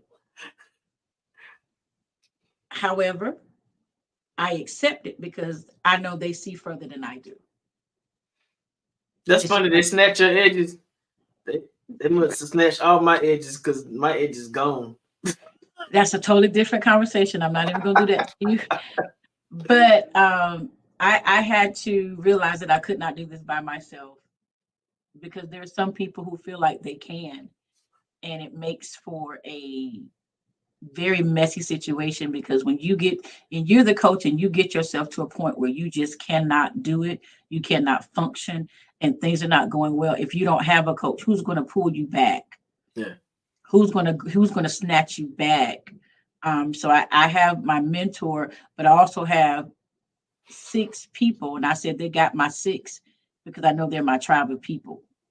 Gotcha. And I've just recently found my tribe of people in the past year. So I know you got something else coming up. I got a lot of stuff coming up, so I don't mind. We can talk about it. We gonna talk about it? We can talk about it. Tell me about this book that's coming. Well, first, what we're going to do first, the first book that I have, Journey to Myself, I'm going to do a relaunch of that book because I did not do it justice when I first released the book. And I tried to run from the book because it was a part of my life that I'm no longer attached to. And I was trying to move it to the side. And my coach told me, he said, you leaving money on the table because you have things that people need in that book. And so I'm going to relaunch that book. You're going to hear about that soon. So that's going to be coming up really soon. And then my second book called Frustration, the Fuel Factor. Whew. And in that book, we talk about how to use frustration to fuel your faith, your fight, your freedom, and your future. Because a lot of times we call frustration the enemy, but frustration is not the enemy. Frustration is just helping us out. And so that book will be released spring of 2025, and I cannot wait. I want to release it like right now, but I gotta, as a coach, you gotta pace yourself. Absolutely. And so I've been pacing myself and doing little mini workshops here and there. So it's really big. I'm excited. I'm just, I'm really excited. And then I'm in school. I graduate in June the 8th, and my thesis is entitled "Healing the Space That I'm In." Wow. And it talks about healing is not a moment. Healing is not an event. Healing is a space. So we're going to call you Dr. Vanessa Kelly? Dr. Vanessa J. Kelly, on the words of my mama, Vanessa Jean Kelly. You know. Yes, sir. I love it. Congratulations for all that you are doing. Thank you for taking the time to share with me. I think our host is coming back in. Thank you so much for having me. It has been a joy, even with technical difficulties. I learned so much watching you. I sat back and I was just like, if I was 13, 14, I would want her to be my principal. Yes, you guys were amazing. Jeans is coming, and I will see you on the other side. Thank you.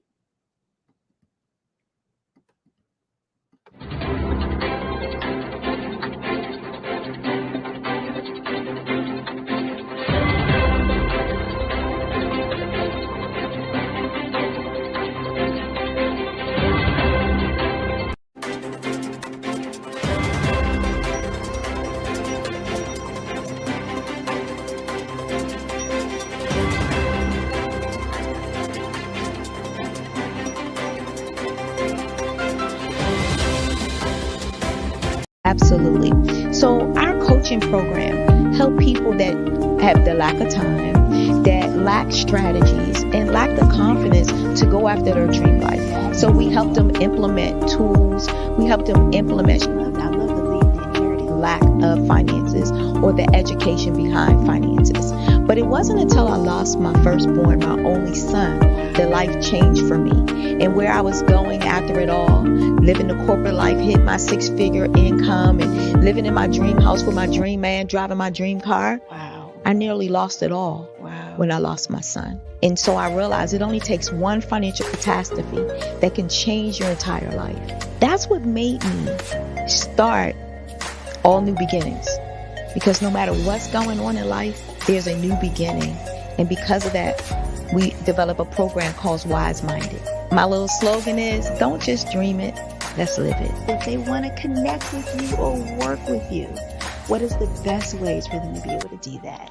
Well, for my social media guru, you can connect with me on every single social media platform as Tanya T. Morris.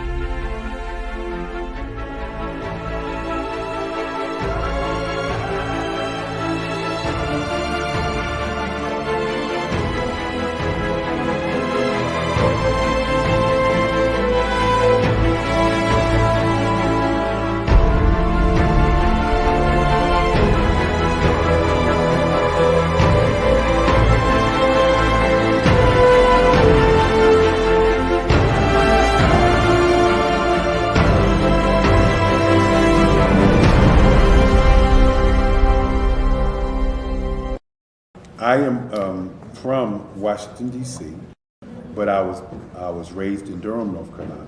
I came to Durham when I was about 5 or 6, and then I traveled back and forth to D.C. because it's where my people are from.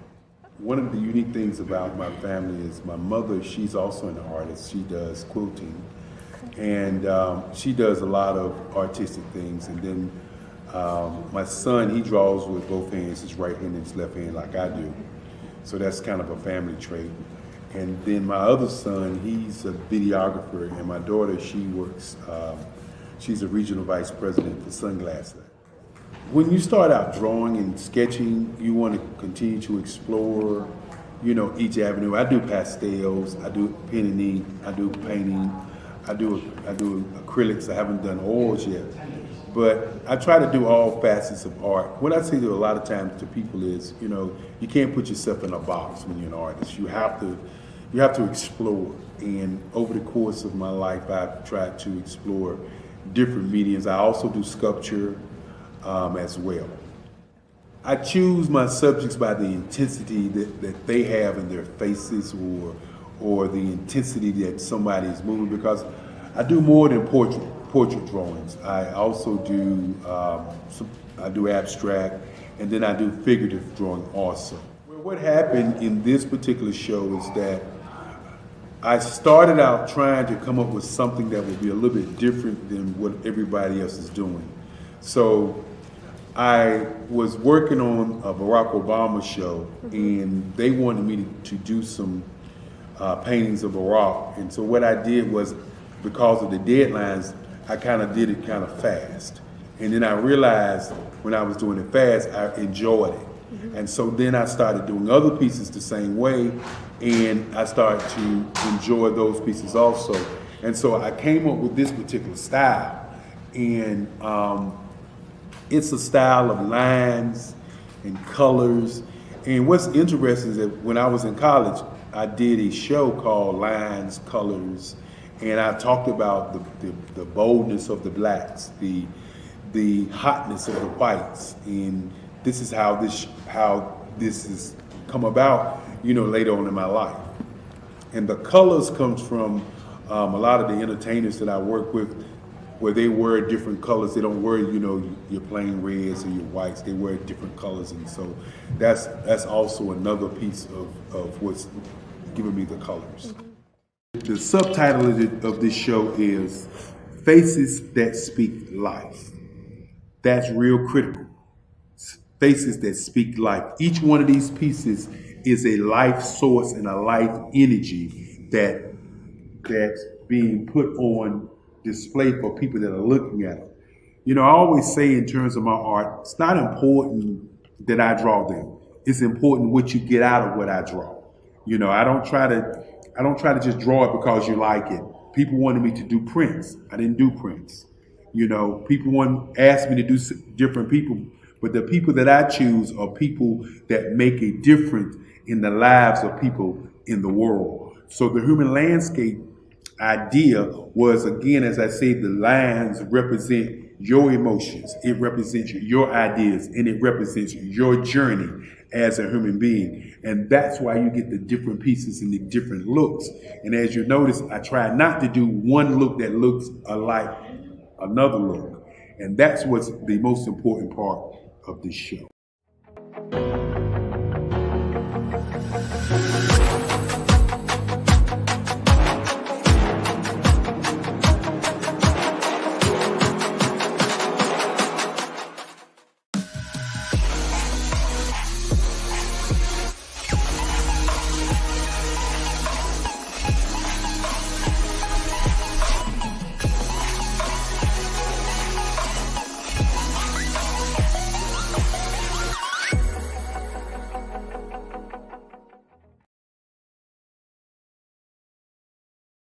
The Black Business Expo's mission is to raise funds for high school seniors going to college or K through 12 entrepreneurs. The expo is a fundraiser for students. You may go to www.blackbusinessexpousa.com to donate to the scholarship fund, or use Cash App that's on the screen with $BBXUSA. Our goal is to give laptops and up to $5,000 to 10 students. Students can register online at www.blackbusinessexpousa.com. Every dollar counts, so we want to remind you to donate to the scholarship fund. I want to thank our Black Business Expo USA sponsors for March 2024, NC100, Moody Capital Partners, Suede Soul, Lotus Richade Coaching and Training, Carolina, Virginia Minority Supplier Development Council, Step Management, The Hello LLC, Barbara H. Smith, LLC, Margie McLean Foundation, Incorporated, Genius is Common, Earth Essentials, 5 Star, BDM Media, Milani Shani Global, Executive Women's Success Institute, The Quality Coaching Company, Superwoman Business Services, Creative Force Studios, Lee Entertainment, Artistic App Design, Black Business Expo USA. Genius is common, and I will see you on the other side. I am Black Business. From the moment I wake until the time I sleep. Yes, I am Black Business. I am Black Business. Tell me, are you Black Business? I am Black Business. Do you support Black businesses? Listen, I support Black business because I am Black Business. Black Business Expo, one of the largest business showcases in the history of Black business in the world. The world! Sign up today at www.blackbusinessexpousa.com or call 919-308-9090. I am Black Business.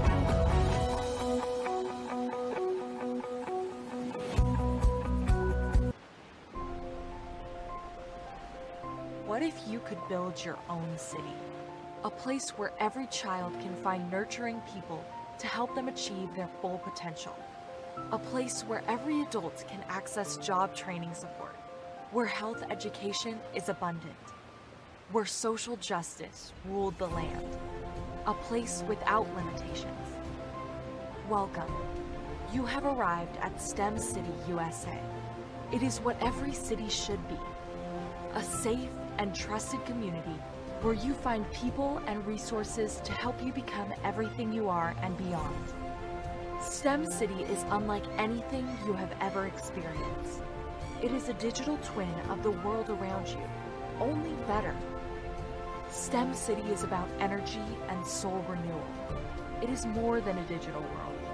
You can almost feel the power of live cultural events, music, and theater. STEM City promises a better future for children with caring mentors and hands-on activities with dedicated tutors to support our youth. STEM City is your passport to a healthy lifestyle with weekly events addressing our community's many issues. STEM City is your financial well-being with helpful information on wealth management, career advancement, job training, and so much more. STEM City is the community you deserve. It is the city where your dreams can come true. STEM City USA, a place in the sky that is accessible to all who reach for the stars.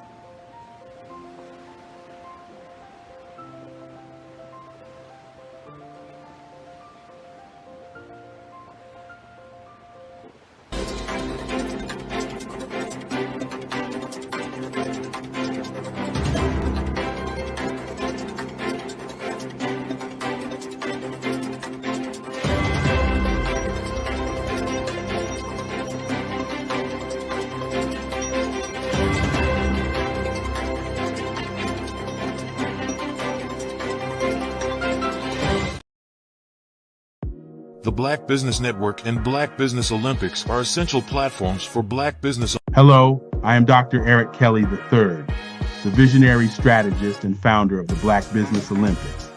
I invite you to showcase your Black-owned businesses on the Black Business Network global stage.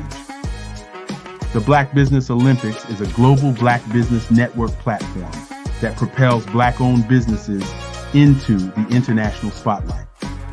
By showcasing your business on the Black Business Olympics platform, you can reach a worldwide audience of potential customers, partners, and investors. You can also establish yourself as a thought leader and expert in your field, attract lucrative partnerships, and more speaking engagements. In addition, the Black Business Olympics platform provides a valuable opportunity to connect and collaborate with like-minded entrepreneurs and business professionals from around the world. This can lead to new business opportunities, ideas, and relationships. Finally, by sharing your story and expertise on the Black Business Olympics platform, you can inspire and empower others. This is a powerful way to make a positive impact on the world and leave a lasting legacy. If you are a Black-owned business owner, I encourage you to seize the opportunity to showcase your business on the Black Business Olympics platform. It is a once-in-a-lifetime opportunity to make an indelible mark on the world. Be one of the 1,000 visionary entrepreneurs who are changing students' lives, shaping industries, and leaving an unforgettable legacy for their families. Unleash your voice on our global stage and watch your business thrive. Black Business Olympics is one of the largest Black business showcases in the history of Black business in the world. Yes, the entire world. Just give me a call today at 919-308-9090